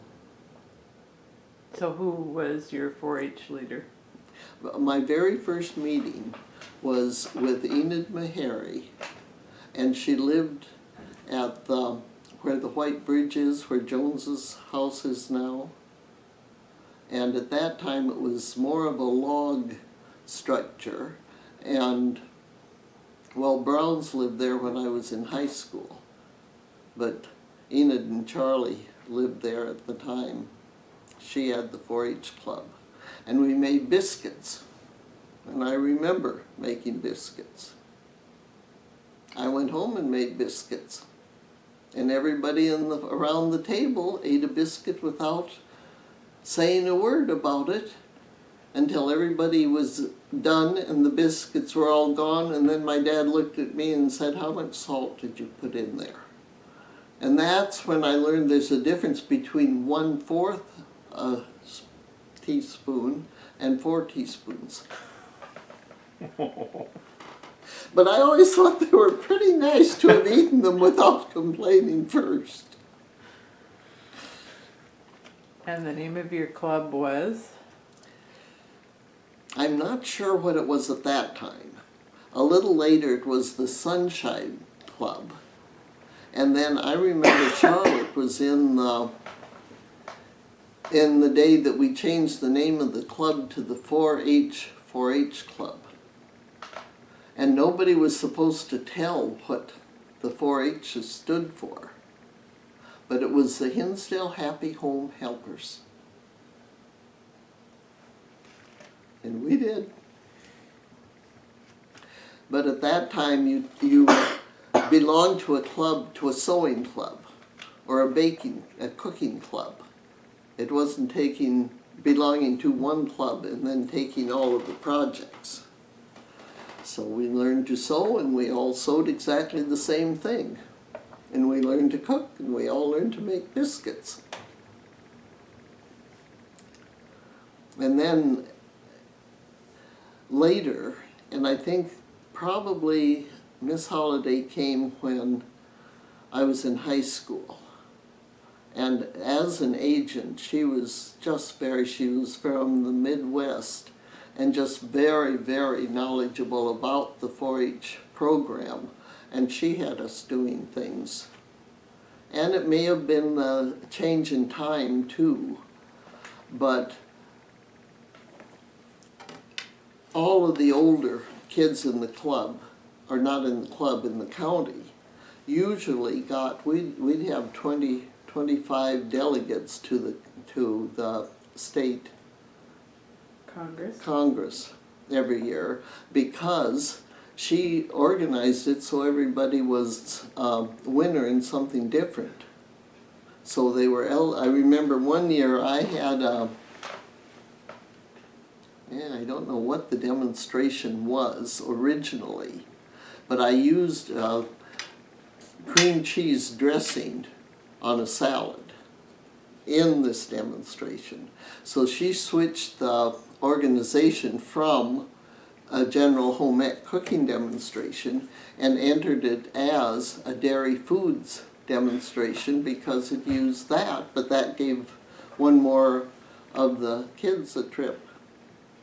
So in those days when they went to Congress, they had a car on the train. Oh, that is an experience. I have that whole thing written up someplace. Yes, the Great Northern put actually 2 old cars, one old car on at the state line, and picked up the Bainville and the Culbertson and the Wolf Point kids from there. So every time the train stopped, a new group of 4-H'ers got on it. And when we got to Havre, they put a second car there because there were that many. They needed the 2 cars. And the 2 cars went down through Great Falls to Helena. And in Helena, they had to we had to get off the Great Northern.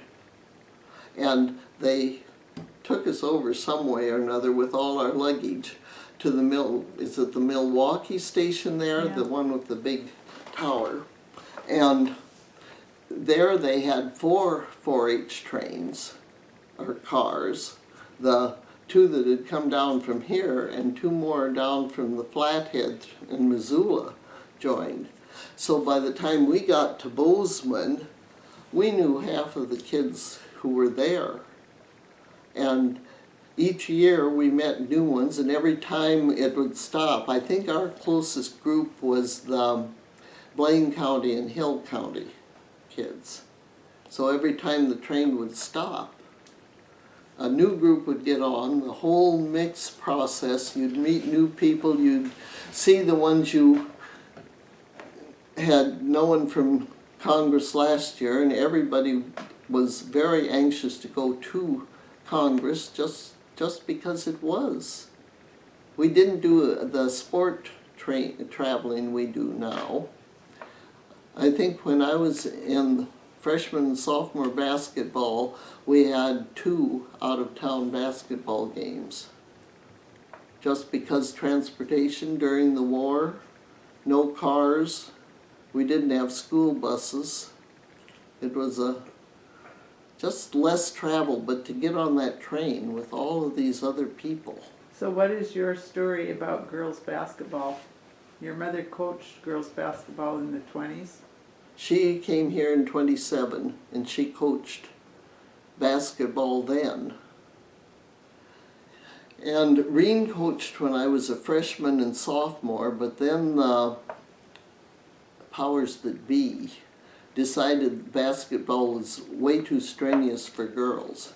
And at that time, the girls' team had 6 players, 3 guards and 3 forwards. And you didn't cross the center line.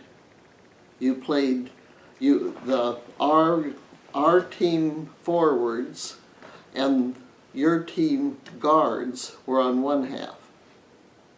And the opposite, because it was so strenuous for girls to go all the way across the full floor.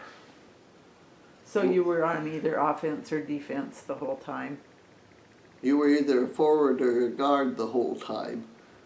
I get a little confused with your modern terms. I do know the difference between offense and defense. So the powers that be said no more basketball, Yeah. and what was their leverage to get rid of that? Powers that be use the powers that be for leverage. Okay. You don't think there was the actual threat to remove your accreditation? I don't know. Well, it wasn't just our school. It was from the state coming down? Yeah, it wasn't just a school regulation. And people I talked to who went through that still are very angry about being told that we couldn't play basketball as well as the boys could. But the game was different than boys. Boys played the whole floor with 5 players, and we played half a floor with 6. Now you mentioned losing accreditation. The high school actually lost accreditation at one point in the early days, didn't it? They hadn't gained it, Oh, okay. I think. That was when they had the West Side School. And that was why I was excited about seeing the pictures that I now am pretty convinced were the West Side School, and I had always labeled them as the Happy Flat School. But the Happy Flat School I don't think was the frame building. It was a log building. But yes, My dad took his first year in high school here, and that would have been 14 or 15. And he graduated 3 years later in 18. And one of the reasons that the family was sent back to Fargo Sacred Heart Academy for school is because the school here wasn't accredited yet. And something we saw said that there were 2 juniors the year the school opened, and the next year they were the first graduates. But, and I'm not sure exactly, I think we did read when it was accredited. I think those two, that class of 2 was 1918, because I think it's the 100th graduating class coming up next year. Okay, and that would have been the year his graduating class if he'd been there. And it was accredited by the time that, by 1918. Yeah, that makes sense, because I think my grandma Donna had to go to Glasgow to graduate high school, because I think she had started here, but because it wasn't accredited, you couldn't finish here. Well, my youngest aunt didn't graduate. The 2 older children were a year apart, and they went there and for 3 years, and they both graduated there. And The that was youngest- Marge and Stubbs? Stubbs and Toots. Oh. But Marge was younger, and when she came back, she stayed with aunt and uncle in Butte, and went into Butte High School. And she was going to graduate there because it was accredited. And we have one postcard from her to the folks showing the school she was attending, but they closed the school that fall because of the flu epidemic. So Butte closed, and she came back here and went to school in Glasgow that year. Then she came out and went to Hinsdale the next year. But she graduated eventually in 22 from Glasgow and went into what they had established as an education program. If you specialized in that your last 2 years in high school, you were qualified to teach in country schools in the state. And then most of the girls who taught then went back and finished 2 years of college before their career was over. Or if they taught after they were older, they went back and got the 2-year. And that was the kind of deal your mom did? Your mom would teach for a while and then go to school for a while? Well, it wasn't quite the same. She took 2 years at the University of Minnesota, and then because of her father's health, came home and took all the credits she could. She lived in Breckenridge, and Wahpeton was right across the river, and the Wahpeton State School was there, so she took all the credits she could there. But while she was home, helping her mother with the dad, and she also taught in 1 or 2 of the country schools right close to there. And then her goal was the 4-year degree. And she said she walked into the dean's office at the University of North Dakota and handed him her transcripts and said, "What can I graduate in 1 year?" And that it turned out to be a combination of political science and English. At that time, political science was not a good field especially for women, but then she taught in North Dakota a couple years after that, and then applied for the job here. But she went through, I think, the requirements for actually teaching in your rural schools were pretty much who's available. Who can get to the school? Yeah, who could get to the school. What they said the first teacher, was it in Hinsdale, was the doctor's wife? Sounds Dr. about Minnick's right. wife. So do you remember a big influx of country school kids coming into town for freshman year or? The one I do remember were Ione and Harold Frost, but she was here. I think they came in. Maybe she came in for the 8th grade. But what I remember was that Harold was a year older than Iona, so they held Harold until Iona was ready to come into school, which doesn't make sense that she came in the 8th grade. We'd have to check with Gloria on that one.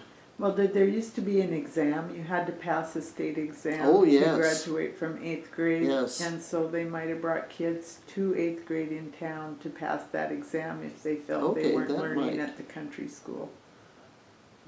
I ran into your dad's 8th grade examination page. Oh, how did he do? Acceptance. Well, I don't know how he did. He passed, and I think that was the goal of most of those kids. The how was not one of the, but I just found in going through some of the things in the den the other day, found those 8th grade exam results. And Were that they was administered at the school or did the county superintendent handle county those? superintendent handled those. And was your grandmother county superintendent after she was married? No, she was elected before she was married. She was the first woman and the second superintendent of schools, but she was married before she finished the term. And there was a lot of political between Malta and Glasgow and Wolf Point at the time. And Malta and Phillips County wasn't formed until 1915, which was much later. But, well, when they had the jailbreak, the sheriff was in Malta. Didn't get back for some of the activities, like the hanging. But the competition between the voters in those 3 places. Roosevelt County was out before Phillips was. But there was, the politics were fabulous. Couldn't believe some of the things they pulled. In fact, the woman who defeated Lear, what was her last name? She was running for county superintendent of schools, and she was from Malta, but her brother was in Glasgow. And during a political argument shortly before the election, somebody on Front Street pulled out a gun and killed her brother over the election. Wow. Yeah. I guess people just took things into their own hands back then, huh? That's Well, I don't crazy. know why they had to. They had a sheriff and undersheriffs and jail and courthouse, the whole thing. So we talked about Girl Scouts and 4-H. Did we talk about Women's Club? Women's Club was a very, very important organization in the whole picture of things. They were the ones who got things done. So who was in the Women's Club? Everybody was in the Women's Club. But I have a picture of it that you knew when this woman's daughter got married in town and joined the Women's Club, this whole group of people, you knew which ones 20 years from now would be the officers of the women's clubs. There was nothing, the social caste was purely the 1880s. And so what was the levels in the social caste of Hinsdale? And I'm assuming this is in the 1930s? Well, it started long before that. I think possibly education was a very, very high thing. Anybody who was educated. And money was always a thing. Your biggest ranchers' wives could get away with a lot more than the smaller ranchers' wife. Your business people were all, you really didn't have, I'm thinking of the word professional. I think you could say that educated women, your teachers actually, were on a level with a professional, as in we had one doctor in town. And so that your education could raise you equal to money? I'm wondering if it wasn't maybe a blending of the two. Your more educated, your professional men would have married your more educated women. So where were the meetings held? In the individual homes. Always in town or sometimes in the country? Well, I'm thinking when you say country, I'm thinking of ranchers' wives, okay, you've got the blacks and the whites. and they had townhouses. They had houses in towns. Yeah. But those houses in town were well furnished. So when you went to a women's club meeting, you dressed up Oh, always. in your hat and gloves.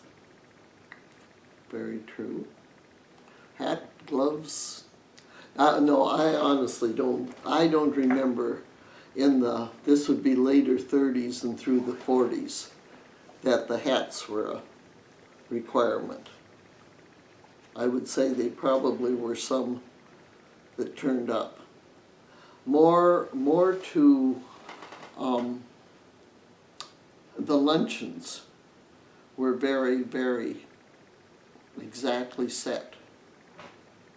If you were in a position to, you would hire one of the women who was not quite up on this to come in and work in your kitchen to make sure the food got on right. And so what would a typical luncheon be? Oh, there was only one as far as I was concerned. Agnes calls it Aunt Polly's. I call it Women's Club dessert. And it's just a pile and pile on top of vanilla wafers, not graham crackers. And a lemon, pure lemon juice, not artificial lemon flavoring. And whipped cream. Whipped cream or baked meringue? Whipped cream. Now, you didn't bake this. One of the sounds that I can close my eyes and still hear was the sound of my mother's crystal sherbet. She would dish this into the sherbet dishes and then set them in the freezer to keep them cool. Took one out and one fell. I was standing in the back alley. I'm standing on my bicycle in the back alley, and I heard that, and I knew immediately what it was. And never have I forgotten the way that piece of crystal sounded when it hit the floor. That was a tragedy. But that was the dessert, and because she made it for the women's club, and I'm thinking it had cream cheese in it. I know it had egg yolk in it. But we only got it once a year, and she made enough for the family too. And that was, so we always look forward to women's club meeting because we got some of that. And did you have to do special house cleaning for that? I mean, that's where the top of the door test comes in. We talked about that with you, Brady, yeah. I can't imagine going in someone's house and doing that. That's why I had to bring it up, because it was just a different life. Well, I mean, here you have, I think, I remember one of my contemporaries saying once about, it actually was a in-law of hers, that she was invited to play bridge with the has-its, the has-bees and the want-to-bees. And the relative was only a want-to-be. But the idea of being invited to play bridge with the has-bees was just more than she could really deal with. So you have the has-bees who are really looking for things to keep the want-to-bees in their place, and having dust on the top of the door sill would have been all the ammunition you'd need. And I remember a couple of women who were very, very much that way. So the women's club must have changed quite a bit, because the women's club is the one that wrote they thought the land was free, isn't it? Right. And I'm assuming it wasn't quite so casty at that point, or was it still? Well, you know, how did Father Hodak put it? He came into Hinsdale, looked around. He was a sociologist. He had spent a lot of time in the southern islands. Southwest? No, the clear down in the Cuba, the Oh, in the Puerto Caribbean. Rico, the Caribbean there. But he came in, and if I can put this right, sort of chuckled because in the 1960s, 70s, must have been here 70s at least, he said that Hinsdale was the typical mid-18th century Victorian, oh, he said it so well. You just saw this picture of the women in the hats all the way down the social list. And it was very much that way when I grew up. It changed when I came back into being more of a study thing. There's a program over on there that I just found. They would make out the program every year. Every meeting had a program and one person was in charge of it. Eleanor Western usually did a music program. My mother did a book review, but just all different. There were political programs and social programs. And it was just, it just seemed like a more worthwhile, you could go to a meeting and come out of it feeling that you had either put something into it or you had got something out of it. I'm thinking that the history book was a very nice group effort to do that. It's amazing how much they put into that little book. Oh, when you see what's in there and what you can get out of it, even now going back in. So did you give your quality egg demonstration at the women's club? Oh, I gave that at every women's club in the county. So also every explain how men's that club worked. in the county and every there. This was a I love the 4-H whole story. demonstration. Harriet Cushman was a poultry specialist extension, and she awarded a trip every year to the National 4-H Club Congress to a quality eggs demonstration winner. And the demonstration was to be educational, teaching about eggs and why things were true about them. And it was given in the county first, county competition. Then all of the counties who had demonstrations in eggs competed at Bozeman. And if you got a blue ribbon at the Bozeman Congress, then you came home and gave the demonstration to as many groups and as many people in your own county as you could. And Miss Holliday was a organizer, and my dad had a car, and I gave the demonstration in every high school in the county, and to every women's group in the county, every home demonstration group in the county, every farm group in the county, and all of the business groups in Glasgow. When I came back married, there were so many men who sort of got a smile on their face and said, "Oh, I remember when you gave that demonstration," I thought. But it was a good, it was a tremendous program because of the things you learned there. Like when I open a carton of eggs now and find an egg with the narrow tip up, I just am angry. Somebody doesn't know enough to put the down tip, and that affects the quality of the eggs. But So they counted how many people you gave the demonstration to? there were 553 people in Valley County who saw the demonstration. I'm sure many of them saw it more than once. And the girl in Missoula had actually given it to more people. But I gave the demonstration in the 30 days I had, I think it was 42 times. Which was, by the time I finished, I was a public speaker. I'm not fooling. I could get up and I could go on about eggs for hours.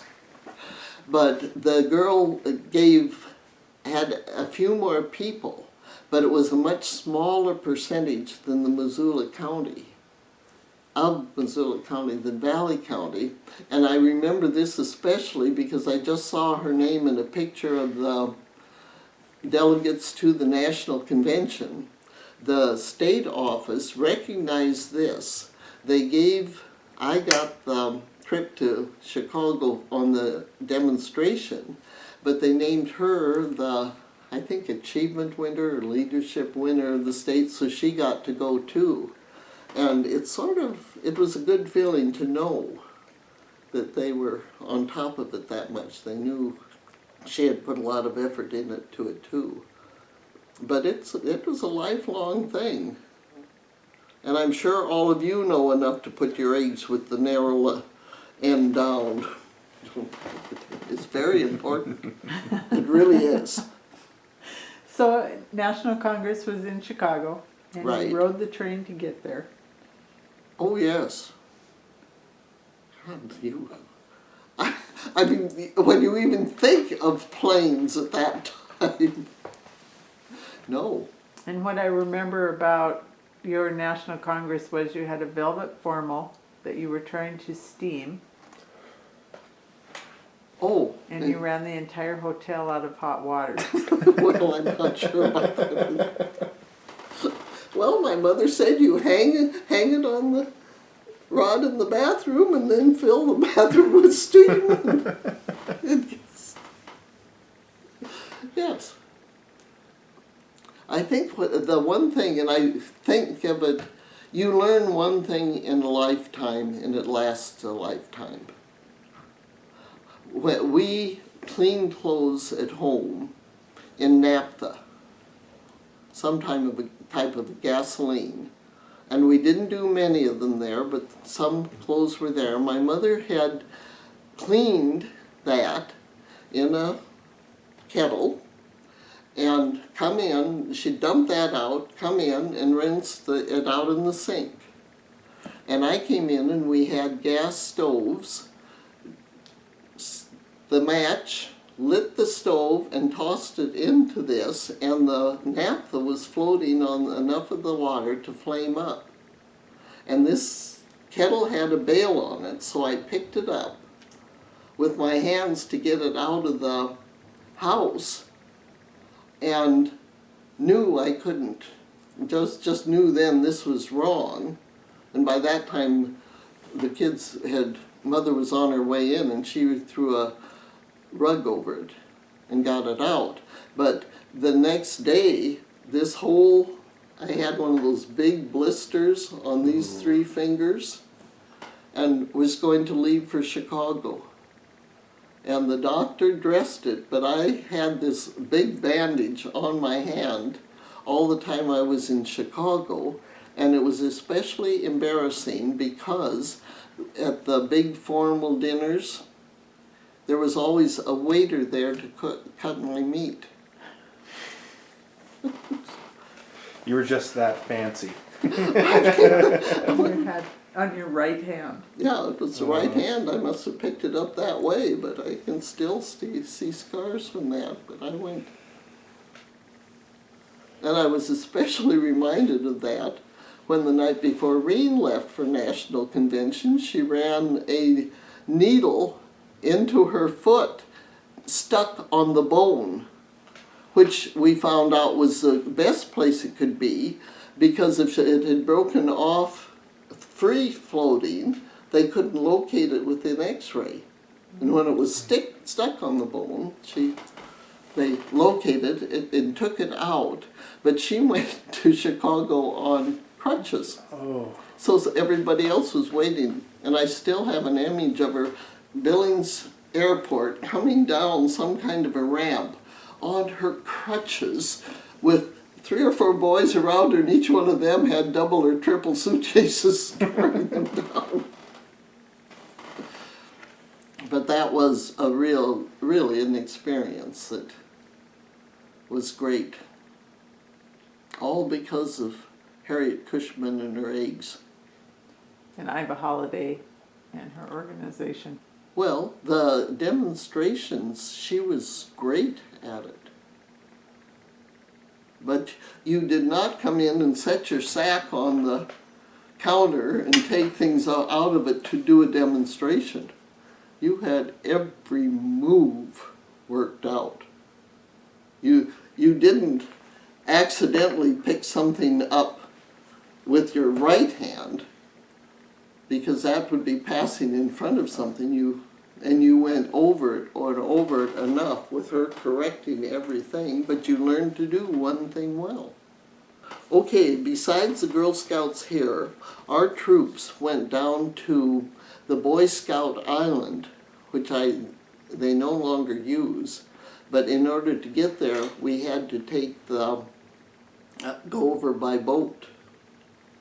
And we camped there with them, and we also, With the boys? No, the boys weren't I there. thought not. No, we went down to the Boy Scout Island at separate times. See, that threw off.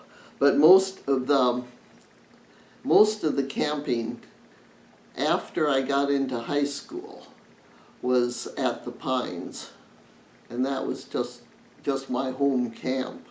I did both the Girl Scout camps and the 4-H camps there. The first 4-H camp we went to was up someplace on the Porcupine, and that was a completely primitive camp. Tents, campfires, food. When we got to the Pines, we had a cook, and we did have lights until a certain time every night when they turned the generators off. That was something somebody else asked me about. Have you found out anything about the generator in Hinsdale? A little bit. Bob was actually talking about it earlier today. Good. Okay. Talking about the that. large flywheel and such. He remembered it. Mm-hmm. I didn't remember. We did have lights by the time I arrived, and we didn't get a phone though until we were in high school. What was it Joe said? She remembered everybody is doing it.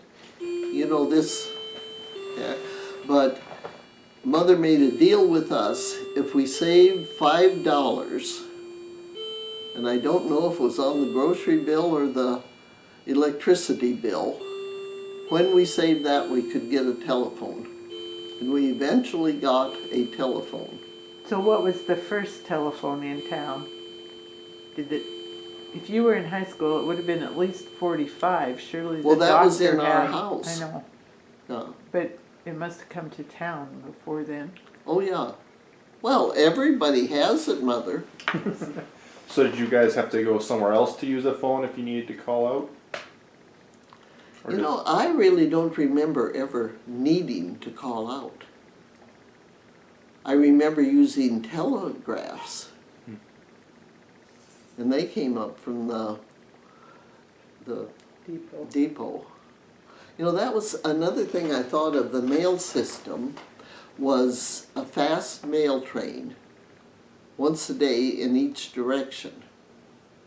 And the mail was put in pouches that were big at the bottom and big at the top with a belt in the middle.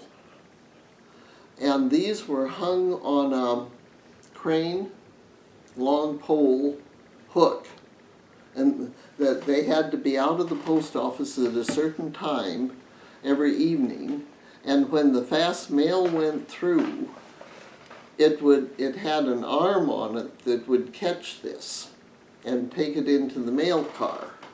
And then it was, I suppose they had to get a pouch out to the Seiko.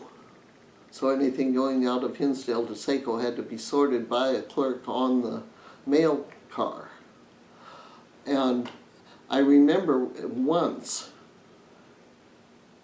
something didn't work right and the bag went under a wheel and scattered mail all over. And everybody in town was up picking up all the mail from as far as, and with the train going that fast, it was scattered. I remember it going to the east of the depot, so it must have been going that direction. But every piece of that mail had to be accounted for. And they had postal inspectors in making sure it was, and it wasn't that it was anybody's fault, it was that the mail was that important. But I also remember many years later getting a letter that had a sticker on it that said over the dirt that it had been in a plane crash. So they had checked, you know, gathered everything up they could and delivered what they could and identified it as having come from there. I sort of covered the Girl Scouts. The badge work was well organized we were connected with the national program, and the nose bag hikes were just traditional. You took sandwiches, and I saw my own girls doing it too. You took sandwiches, and when you sat back down for your nose bag, anything that you weren't going to eat, you carefully put in the center, and anybody else could take out of the center. Oh boy, that turned out to be a good thing, because you could take your own and eat everybody else's. So your work with camping at local camps, you were a counselor both for 4-H and Girl Scouts? And then when you were director of camps, that was like college summers? I started camping from the Boy Scout camp. Fort Peck offered a life-saving course one year. And the folks let me take one of their cars down, and I could drive into this life-saving. Well, I got my senior life-saving, and that would have been right at my birthday, because they realized that at 16 I could be a senior life-saver. And I got that qualification, applied to go to camp up at Brush Lake for 4-H the next month, and they wrote back. I had put that as, but on, they call it a resume now, but that I had this, and asked me if I would go up there as the 4-H extension lifesaver. So, and it sounded good to me. And I got up to Brush Lake in the middle of July and found out when I got there that they had had a big party at the Brush Lake Pavilion, and 6 people had gone out on a little boat and drowned. And they had a number of the parents had just cut the kids out of camp and all because of that. But that was a grow-up experience to realize the responsibility that was involved there. But that would have been the summer of before my junior year in high school. And from then until I was 26, I spent all of my summers, it was 10 years of summers at camps.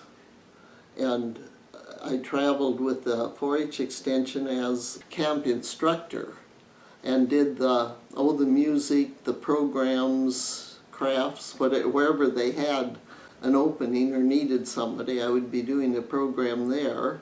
And the second year, when I came home my first year from college, I had been counseling for the Girl Scouts, and they were short a director.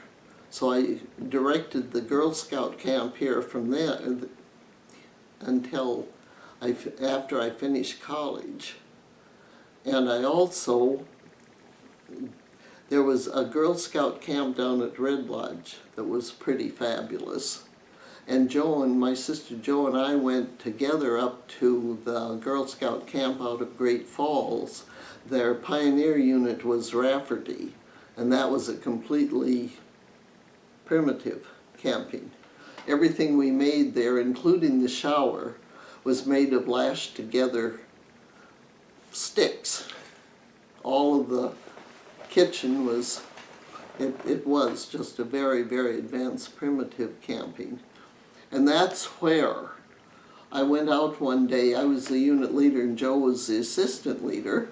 And I went out, and here Jo was just chewing those kids up one side and down the other, like just gasp. And one of them had found a dead mouse and had scared the other ones with it. And it just hit Jo wrong because she'd had one of these experiences. But we got the kids straightened out. And then I remember going back into our tent and just sitting down and laugh and laugh and laugh. And what she said was, if we had done something like that, they would have killed us. But that camping was, I had a great Girl Scout troop.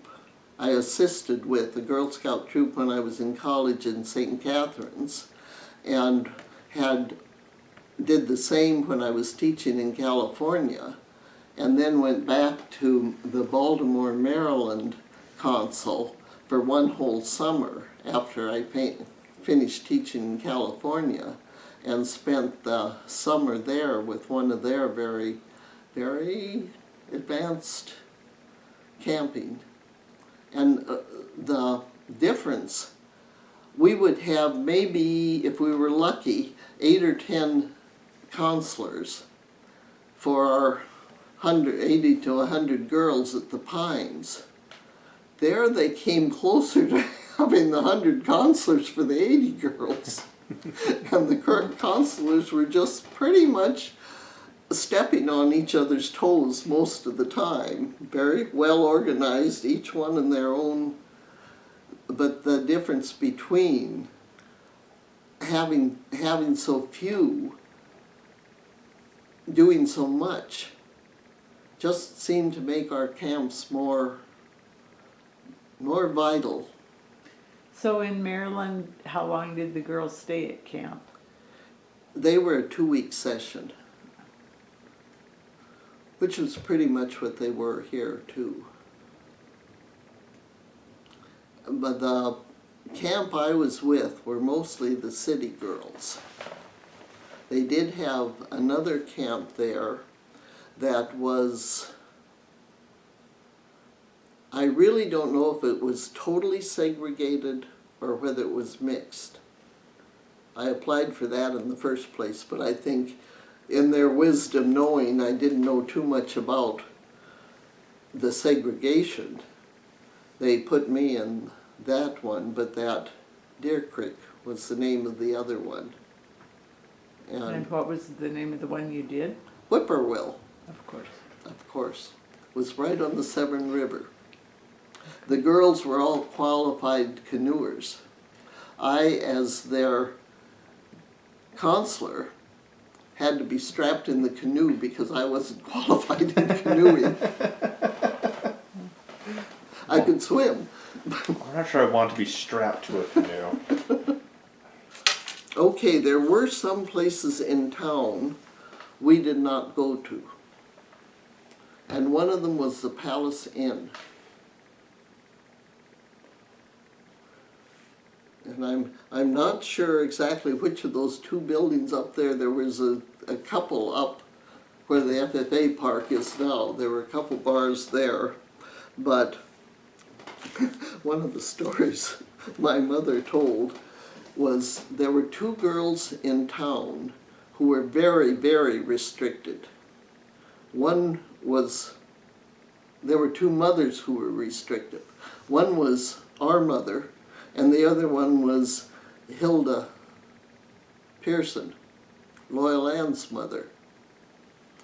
And Mother told the story about the night that they all went to the birthday party over at the drugstore because Meredith's parents had the drugstore.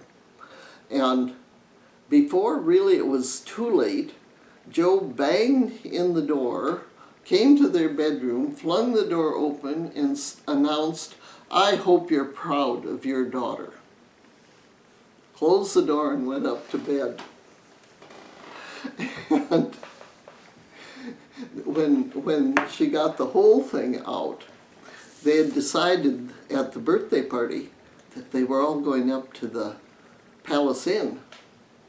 And so Loyal would look at Joe, and Joe would look at Loyal, and it was sort of a toss-up. But they decided that night that if the first one could get permission from her mother, then she could go back and say, Joe's mother's letting her go. But they looked at each other across the table back and forth and finally decided there wasn't too much use in going and asking Hilda. And if Hilda wouldn't let Joe go, Mrs. Rudder certainly wouldn't let Joe go. So they decided, just made the decision themselves that we are not going to the Palace Inn. And for that, Mother, you'd better be darn proud of me. Oh, birthday parties were always big, and cakes were always necessary. And if you were, ice cream was not always possible every place. And birthday gifts were pretty much a problem. You didn't have money to go and buy somebody a gift. But if you could make something, this was probably... What kinds of things did you make? Well, while I'm thinking of this, I found a package of, and this wasn't children's birthday parties, this would be adults, but it's a package of very nice handkerchiefs. And for when you went to a birthday party, if you were one of the ladies, and there were a lot of birthday parties given, you put a handkerchief into a card as a gift, which is very nice. And the impression I had was you saved the very nice handkerchiefs that you got for your birthday. So you would have a nice one to put in the card for the next party, and it worked. You know, you got a nice gift, you could like it very much, and I often think when I look at these cards that we pay any place from $2.50 to $6 a piece for, how much more practical that recycling the handkerchiefs and saving the nice ones for the next birthday party. So were these handkerchiefs handmade? No, not necessarily. They would have lace on them, or they would be embroidered and maybe hand. I suppose a lot of them would have been. They had a big printed flowers on some, and I remember those being very well liked. But it was sort of and I'm sure they just went, you were apt to get one 10 years from now that you had given 8 years before. But when you realize really what the financial situation of the whole thing was, I don't think very many of these people had a lot of money in the 20s, and those were the good years. But what they were able to do, like having a stash of handkerchiefs, we can have a party, somebody will be able to make a cake and get together and do this. We were able to get by, and it was just kind of, we're all in it together, huh? Yeah, they're So you finished college in Bozeman what year? 53. And then you came, Then the first year I went to California. And at that time, going to California was like what going to Europe is today. I mean, just, that was a big one. and you taught 2 years. in a, Oh, okay. You would like me to talk is what you're saying here. Well, this isn't about me, it's about the, I know, but you would like It it on. is about you as well, Peggy. I would like to hear the history of your life from the time you finished college until you married, the work you did and the places Okay. you lived, how you ended up in Germany. No, you don't want to, you don't The want short that, folks, to version. the short version, yes. So you graduated from college. College. Okay, they had interviewers for graduates, which I'm sure they still have. The one in the education, when I went to college, went to St. Catherine's and I finished 2 years of occupational therapy there. And when I graduated from Bozeman, I had my degree in art with a teaching option in art, and then I also had an education option for English and art and PE.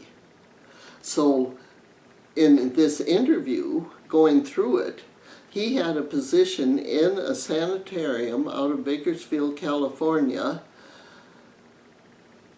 and the occupational therapy, the medical part that I had made me more qualified than most for that, but he'd already offered the job to somebody else. And I got to camp again. I camped all summers at Maiden out of Lewistown on the other side of a creek.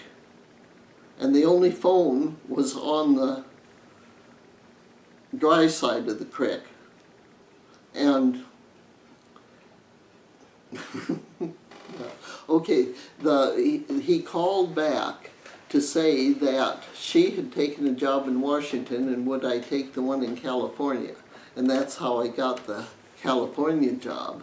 But it was a little more complicated because he had called me at home, I was not at home. Mother had called my aunt in Lewistown, and she knew where this camp was, and she had called the rancher who lived on the other side of the creek, and they finally had to take me across the creek to the ranch to take the phone call there, and there were 3 calls there when I got there, but I did get the one I needed. But when I did get to California, we were a little late and got into the big auditorium. We were on the Kern County faculty, orientation for all teachers. The man got up and said, I would not have believed that there was any place in the United States that was 3 days away from a phone. And I knew exactly who he was talking about.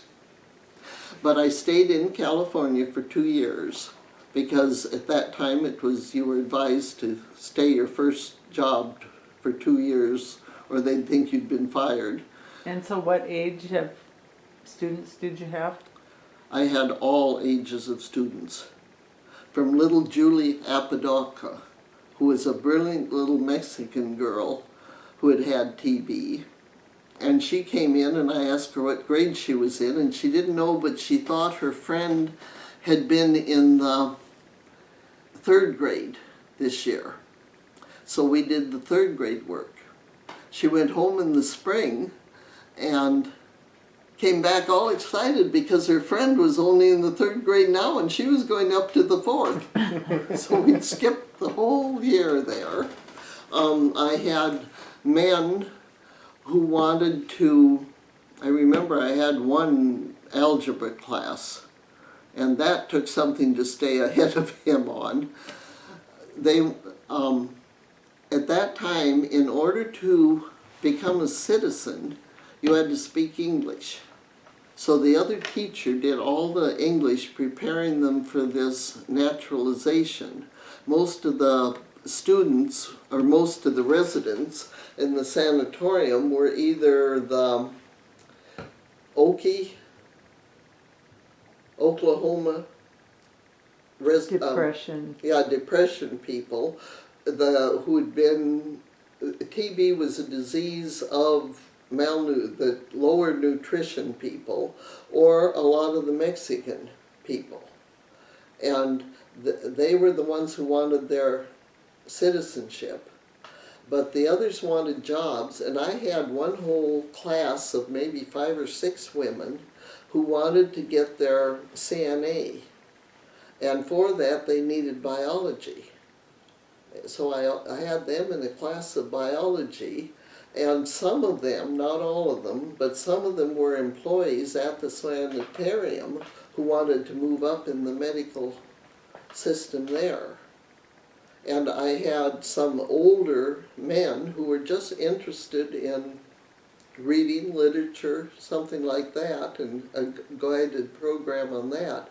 But it was pretty much, except for those 2 groups, individual teaching.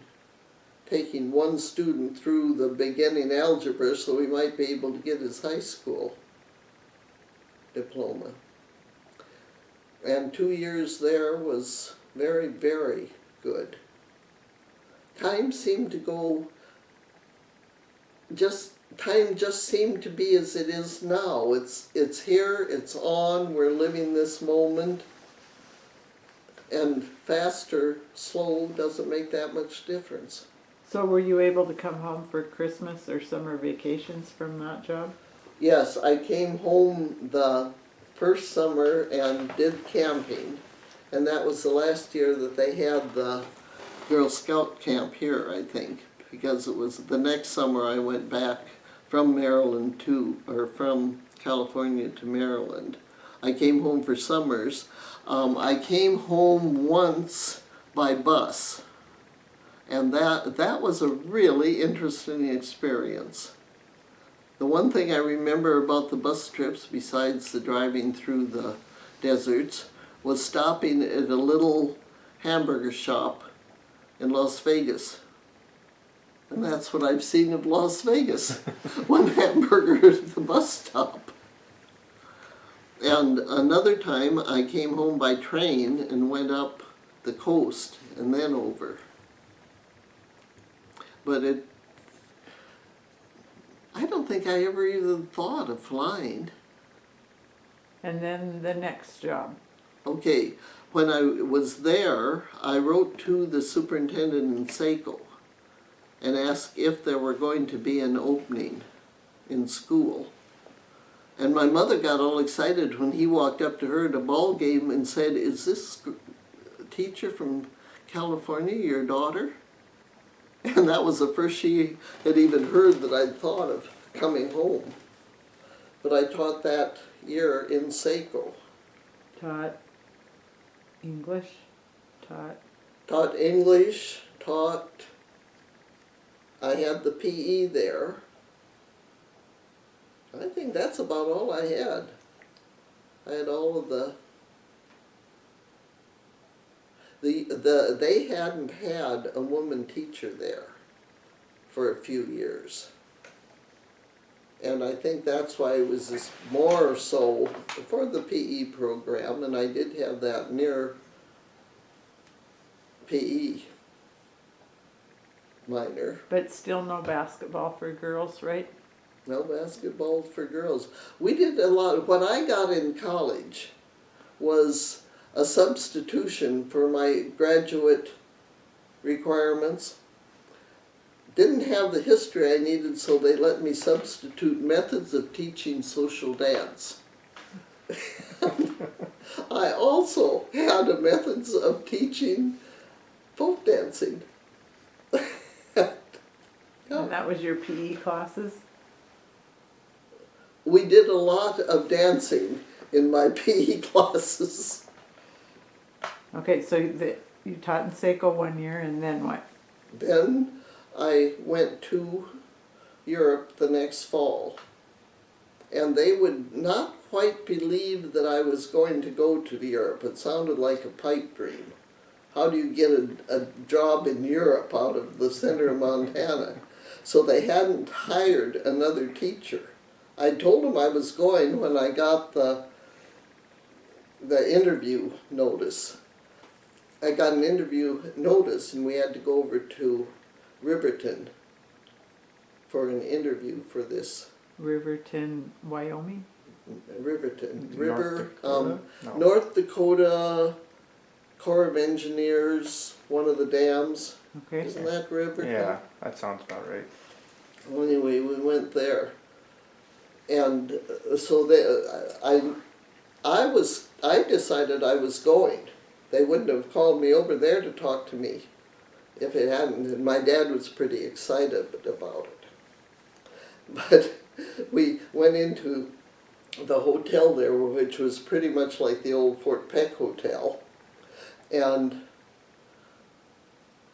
the next morning, he knocked on my door with his Daylight in the Swamps message, and I got up, and he came back and knocked again and came into my room holding the key to my door in his hand that he had just taken out of the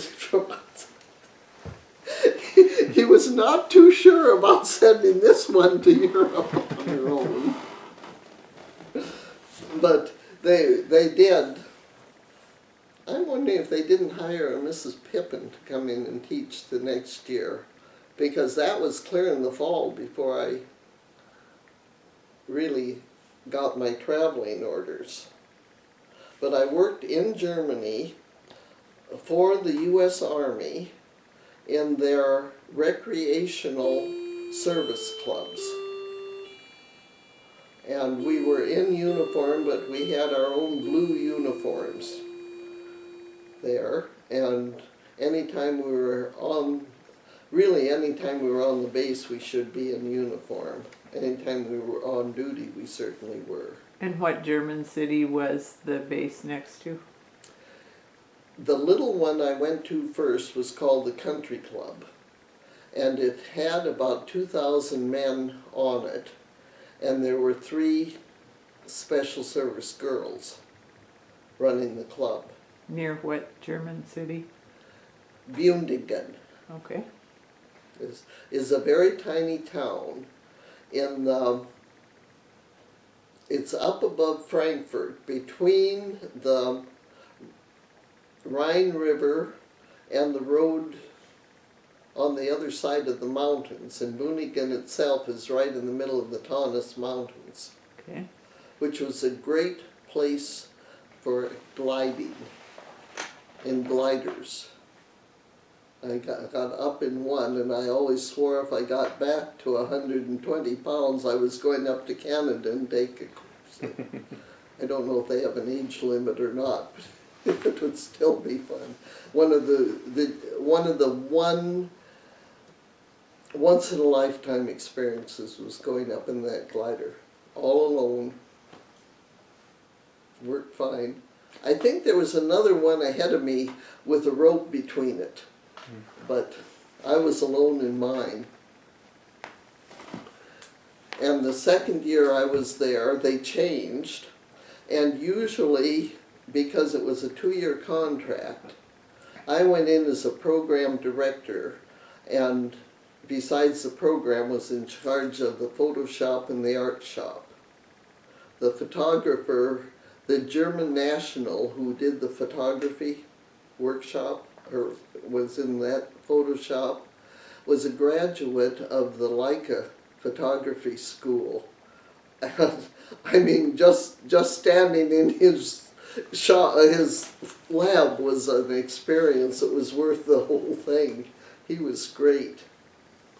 And then the second year, usually the first year you were in one or the other there with a club director. The second year they moved up to to a club director with the program new girls under you, and very few girls stayed more than 2 years. And they gave me a choice, and there was no way I wanted club directing, because there you dealt with the Girls. no, you dealt with the army, the commanders, the caserne commanders, camp commanders, and they were a little bit hard-nosed a lot of the time, but you had to keep absolutely military strict books. And you know how I feel about books. And I said, no, I really would like to stay in programming. And I did. But moved down to a bigger club right out. They had five casernes with a club on each one of them down in the Frankfurt area. But the Frankfurt was the hub of the German rail system. They had rails going all the way in and out. Each one of these areas had a special, the Kaserne. What's the word I'm looking for on that? In German, it was a German Kaserne, and that meant an army camp. Like a base? Base. Yeah, so they had 5 of them, and I went into one of the larger ones, so there were 5 girls working in that club. And that was a fun time. And you made it your 2 years there? Oh, I stayed there 2 years, and then took, they would ship me home, but I had I actually stayed there 2 months after I finished working, and lived on the base as long as I wanted to stay there, and traveled, and by that time I had the Volks bus, and Delight's husband was stationed at Wiesbaden, which was right across from Frankfurt, and that's when we took the trip down through France and Spain. And So this is now 58? it was the fall of '58. I went over the fall of '56. And so did the Berlin Wall go up during that time, or it was already up? No, it was already up, and things were pretty tense there. One of the things that I remember and have said a number of times was when I first got there, the Russians came into Hungary. The Hungarians were sort of, I connect this with this Ukraine thing now. The Hungarians were wanted loose, and the Russians came across the borders in tanks. That was quieted down. And the American bases were pretty much scattered along that East German border. And we did not know. We were just, things were not discussed, what were there. I've always felt that they had some pretty heavy munitions on this base where I was. And I remember I had scheduled, you could fly into Berlin, but you could not go by train. There was the German border was up at Geldhausen, was just solid. You did not drive there, you did not go there, but you could fly in. And I'd scheduled a trip. They had nice tours, weekend tours up there. And I'd scheduled one of them, and two different men who worked over in the munitions spot came in and said, do not go to Berlin this weekend. And I didn't. I figured that you don't ask, but you kind of know where things are. And there was something, you felt tense when it came up. But I did not get to Berlin while I was there. So then you came home. Came home. There were two English teaching jobs open in the county when I got home. I came home just before Christmas. In one of them, my dad kept track of things. One of them, he said that the students had dangled the present English teacher out of the second floor window, and you don't want to get into that. And the other was a personal family thing that I didn't get in, so I didn't have a job at Christmas. But Lucille Young came, who was a good friend of my mother's, and there was an opening in the Valley County welfare system for a child welfare worker, which I loved. Just really enjoyed that. Took a month training down in Hardin, which was right with the Indian population, which was a good education for that type of work. And I think I would have stayed in that work if I hadn't met Tiny and married the next fall. Okay. And then life started. Yeah. Okay, the depot burning, better than the depot burning was my dad's peanut butter sandwiches. He always kept his 6-shooter in the drawer. That's why I hate to get rid of that little stand out there. That was beside his bed, and he kept his 6-shooter there. And I never in my whole life remember me or any of my sisters ever touching it. It was just, we were disciplined.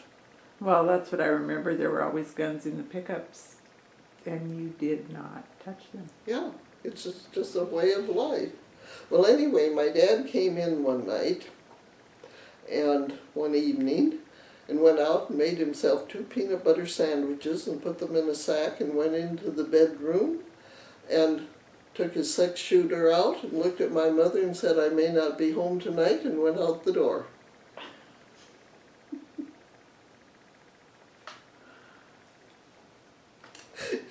That was that.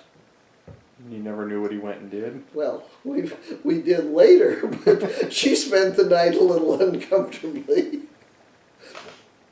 Someplace down in the Mideast, I always think of Tennessee, I suppose because of Kid Curry. They had picked up a kid from Hinsdale and put him in jail. And after he left, they found a map of the Hinsdale First National Bank in his cell. So they called the authorities here, and the townspeople were ready for him when he got there. But he didn't turn up. But when Dad came home, the peanut butter sandwiches were gone.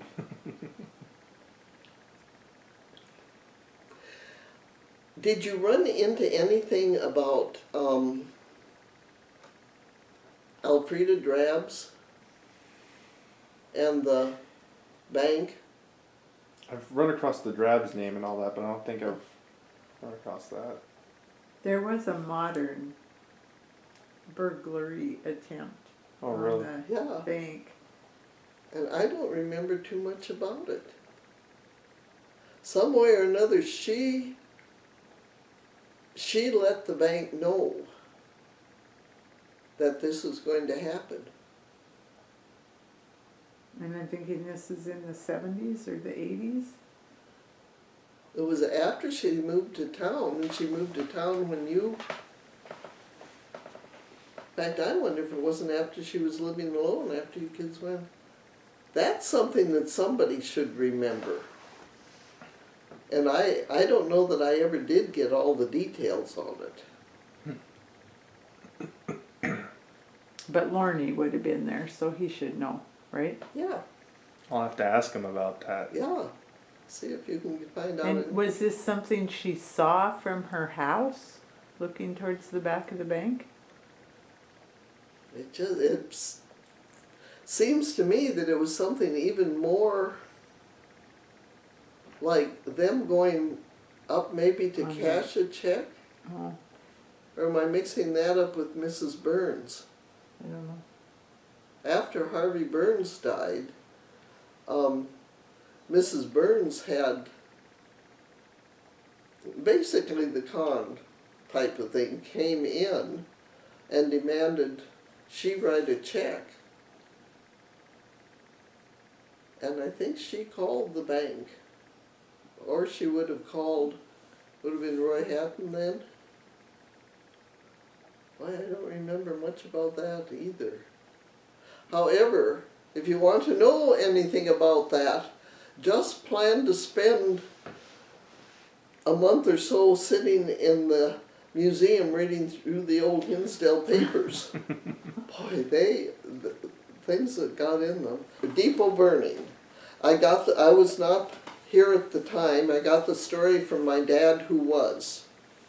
And went up in flames, everybody standing around, and my dad would have been very tuned in to mail. And he went over and talked to Bud Hillman and asked Bud if there was a money shipment coming in. And Bud went up to the bank right away and checked, and there was. He knew exactly how much it was. And they put, because they knew it had come in, and a lot of it had been in, a lot of it had come in silver dollars. So they really sifted through everything, and there were no melted silver in it. But they followed, and 2 or 3 years later, they arrested the man who'd been working as a substitute agent that night, and he'd taken the money and left, and gone into college down in the Midwest someplace. And he'd used the money for that, but it wasn't his to use in the first place. So it was you were not there because you weren't born yet, or? No. This was after I was out of college, I think. Let's see. I mean, it was really recently, like before you were born. Okay. Only one lifetime ago, not 2 or 3. Yeah, no, this wasn't an old one. But there were a lot of things going on, and most of them were very well covered in the newspapers. At first, the school picnics were close. And I remember going on the south side of the tracks, clear down there, the big Vandalia picnic. You've heard of that? I haven't, actually. Okay, it is a Norwegian holiday. I don't know the exact date, but I know one of the pictures I have over on the table. I've just been putting all local history things over there, try to get through them. But it was a big, all community I mean, Glasgow people, Nashville people, Old Pine people, and it was in that coulee right up, Oh, okay. right under the translator out there. And I can remember going there and doing the same thing we did is on the porch trains. We would park here and everybody would have their own lunch in the blanket and sit around on it. But the kids would run from one place to another to meet everybody. In fact, what it reminds me of is a group of lambs. Oh. You've seen them They just skip and circling they kick in skirt. and running around. Yeah, and they gather together. Anyone who isn't in the first time around gets in the second time. But we'd meet everybody that we could remember from last time and not know half of them. But this was, it really was a big thing. And it was called, we always called it the Vandalia Picnic. But I also remember going out there, and that would have been after, that had to be after 8th grade, because Katie Gosh had her horse, and Johnny Hens had his, and I had mine, and we got to ride our horses out to it. That was the big, I mean, you want elite in class. Well, I'm sure that was a race the whole way there. No, not necessarily. It was just sort of in fact, for some reason, that wouldn't have been the same day, but I just found pictures of Johnny on his horse on the old white bridge out here, and Katie on hers, so I must have taken the pictures. But that was one of the school picnics, and the road down there was right south of the tracks. Okay. And you could go all the way to Vandalia on it, but I think that they've sort of closed it off since, not Probably. wanting that many people that close. And the other place was the hot water wells, and that was all through high school. Now, where were the hot water wells? Sleeping Buffalo. Okay. Now, was it always called the hot water wells? Did the Legion have something to do with that? After that, the Malta American Legion bought it, Mm. and they tried to keep it running for a while. And it was all just open air back then, wasn't it? There wasn't really any The- buildings? Okay, the hot pool Mm-hmm. was closed. The center one was open, and then Okay. the big one was open. Okay. And we had, and I don't know why you remember little things, on the 31st of March, on our 8th grade, we had a 8th grade picnic up there. It wasn't the last day of school, it was just celebrating. And it snowed, and I can remember the snow prints going from the big pool, and I don't know why that would have had water in it at that time, but going back and forth from the middle pool to the big pool. And I remember Agnes got pneumonia after it. I mean, she was so sick, and I don't remember it bothering many of the rest of us. But the other thing, and I don't know if it was the same picnic or not, we went up in Hence's school bus, which was a pickup with a wooden house on the back and seats around the outside of it. But I remember riding up there in that. So I'm guessing it just about had to have been the 8th grade, because at that time nobody had cars, because they didn't make any cars during the war. And it was about 3 years after the war before anybody got them. So any car was pretty valuable. I can imagine. Yeah, one of the things that I ran into now that I remember was the rationing. And it gave the name of who got 2 tires, were allowed by the board. And one thing I remember was that August Hentz was awarded 2 tires.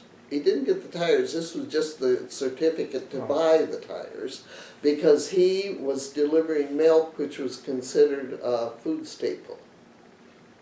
and 2 other people got tires. And I don't know why I had those I've gone through these old clippings that I kept for one reason or another, and that was one of it. The food, of course, was rationed, and shoes. Oh, shoes were not nice. And when they loosened up with you could buy shoes. You could get a pair of shoes with 2 colors on them, like a light brown and a dark brown, and that beat anything we'd had for a long time. Yeah, that's something that my generation's never even thought of as rationing. Not only the fact that there wasn't a lot of it, but it was limited in what they would let you buy. You had to have proof that you could buy it to get it. Well, and one of the problems was everybody had their own ration book for so what.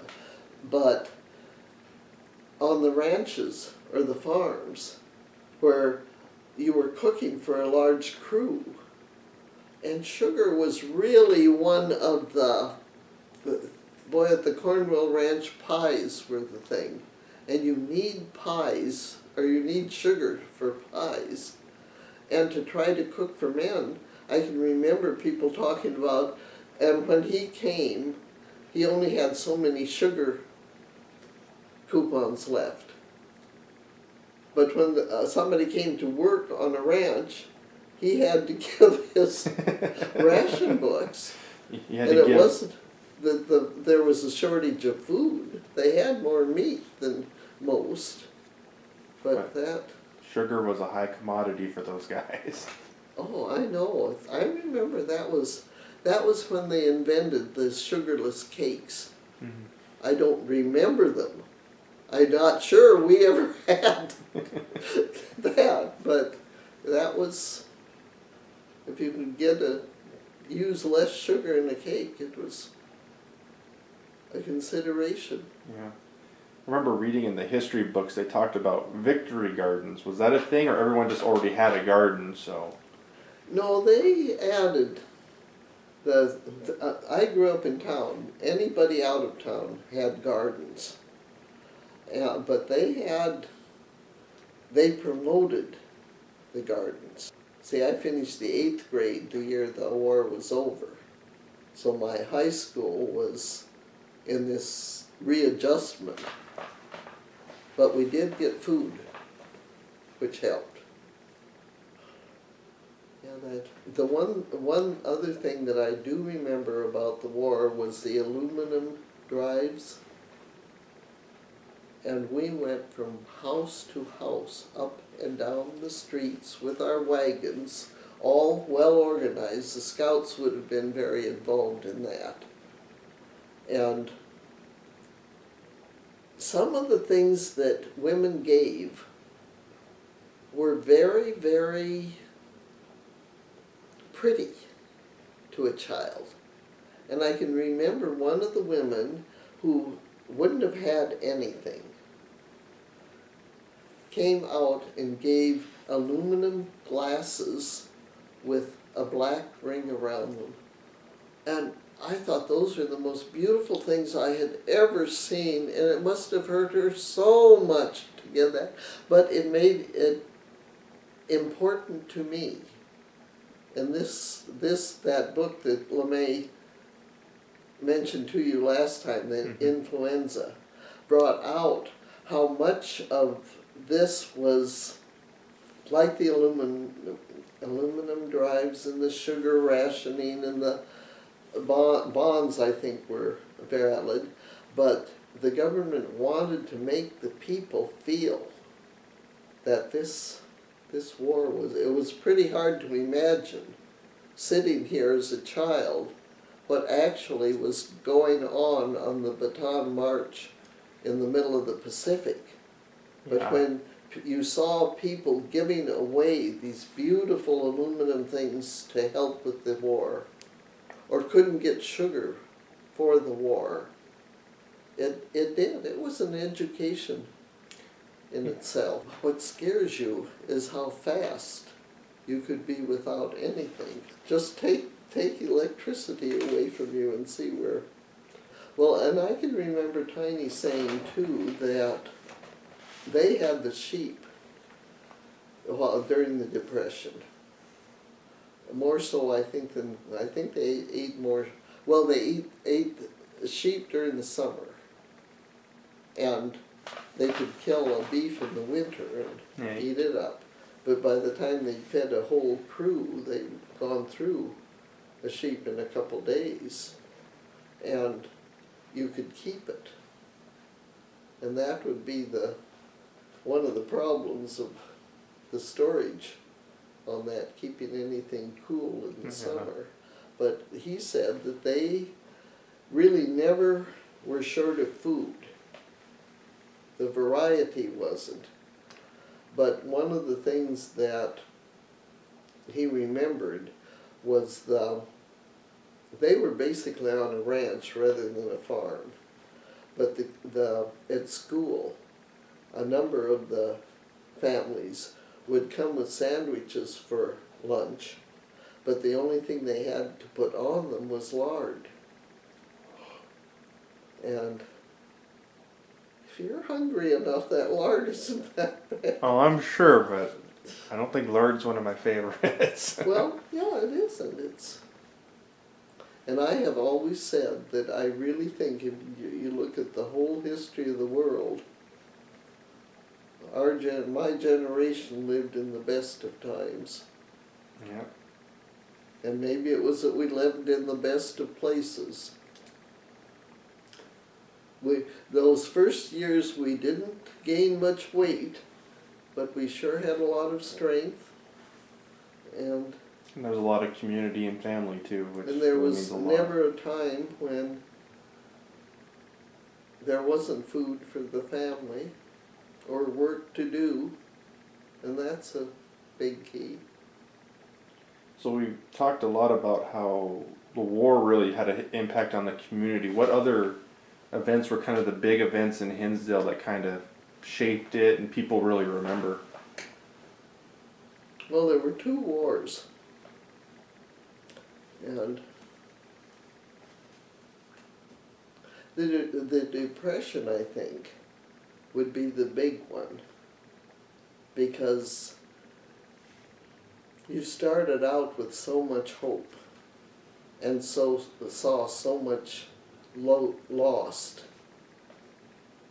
The people I spent the other night watching that video that Lamae put on, that the day we took Ramona Hunter up, and those people had hope. They had good lives there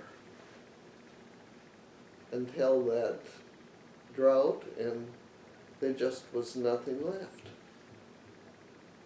And you drive up through those places now, but one of the remarks Ramona made was she pointed in one, and there was a big house over there with a pool there, and we always knew there was going to be a big picnic on any holiday there. You didn't have to put a sign up, you just knew you were going there. And she said, we had a good life. And most of her life was spent after her father had died.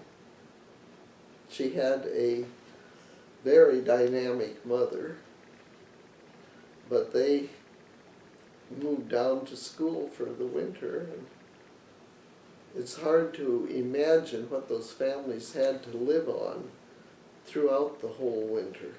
These families were farming. Mm-hmm. They didn't have animals. Well, they all had horses too. Well, before the war they had horses. After that they had, she pointed out one of the old trucks that she'd learned to drive in, but she'd been driving at 4 years old. She could steer it down the field. And that's what Tiny used to do with our girls. As soon as one of them started school, the next one got to go with him feeding. And he always laughed. Carol was the one that would stand up to steer. He'd put it in low gear, and she'd stand up to steer, and the dog would put his paws on the dash to make sure she was going in the right place. If she got into a snowbank, he'd have to get off the back end and steer it out. I think he had more fun with that than she did. The Elephants Fourth anymore. has always been a real celebration. They used to have the foot races, and I have a picture starting in front of the school and going east down towards the dump. No. And that is exactly where I remember running those races. We practiced for weeks because you could get, I think you could get a nickel if you won a game. And the nickel was an ice cream cone then. I don't remember where you got, but yeah, they had the drugstore right there with ice cream cones. But I have a picture there of, it must be Chateau, helping one of the first graders, who would be that much, I suppose Cordell maybe, Yeah, probably. get started for a race. And that racing down that same street is what I remember so clearly. Yeah, they did that a few years. They used to do it at the track field, but I think they've been kind of doing it closer to the school. Yeah, they've done it up there. That was one of the years it rained, and I think they were able to move out for a while. Mm. But the big 4th of July was always the rodeos. And that was before they had it where it is now, isn't it? Didn't they have some other rodeos? The first ones I remember, and that would have been grade school, were south of the tracks, probably about where the Jensen, Okay. not the alignment shop, was where the hangar is now, but But across there. And my memory of that was seeing a horse break its leg. And I can still remember that leg dangling. And they shot the horse and dragged it out and put it into Tank Coulee, where it smelled for the rest of the summer, but it was quite a bit later that they built the one out west of town. And they were having the rodeo west of town the summer I was dating Tiny, which would have been 59. But they'd had it out there before that. And I'm trying, as I drive in there, that arena must have been before you get to the house. It was in that corner there, but I don't remember being at the arena and having the Hens house there. So it was before, or it was after the house was gone, huh? No, the house is still there. I just can't remember of course, going to the rodeo, I would never have looked at a house. But I should have known where it was. But I picture that arena right in the corner between just in the west corner between the road off 2. And I'm not sure there's room enough for it there. It might have been a little farther to the west. Maybe. Like maybe where Dulles lived before they moved into it. There would have been room there. Yeah. So were there a lot of other big events like that throughout the year, or? The 4th was always Hinsdale's big one.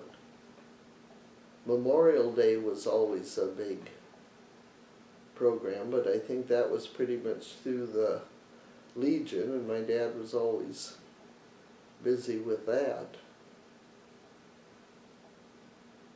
or involved in that enough to keep us there. But well, I know Dad used to saddle my horse up, and she would just sort of stay around over there until somebody was ready to ride her, and there was usually somebody was there pretty fast. And that has to have been after I left. I left in 49 and came back in 59. So anything I can't remember, I said, happened in those 10 years. Something in the 50s. Yeah. But I'm not sure when the bandstand left. That couldn't have been that late, because I remember I can remember my dad going over every single night and planting those, or watering those trees. Yeah.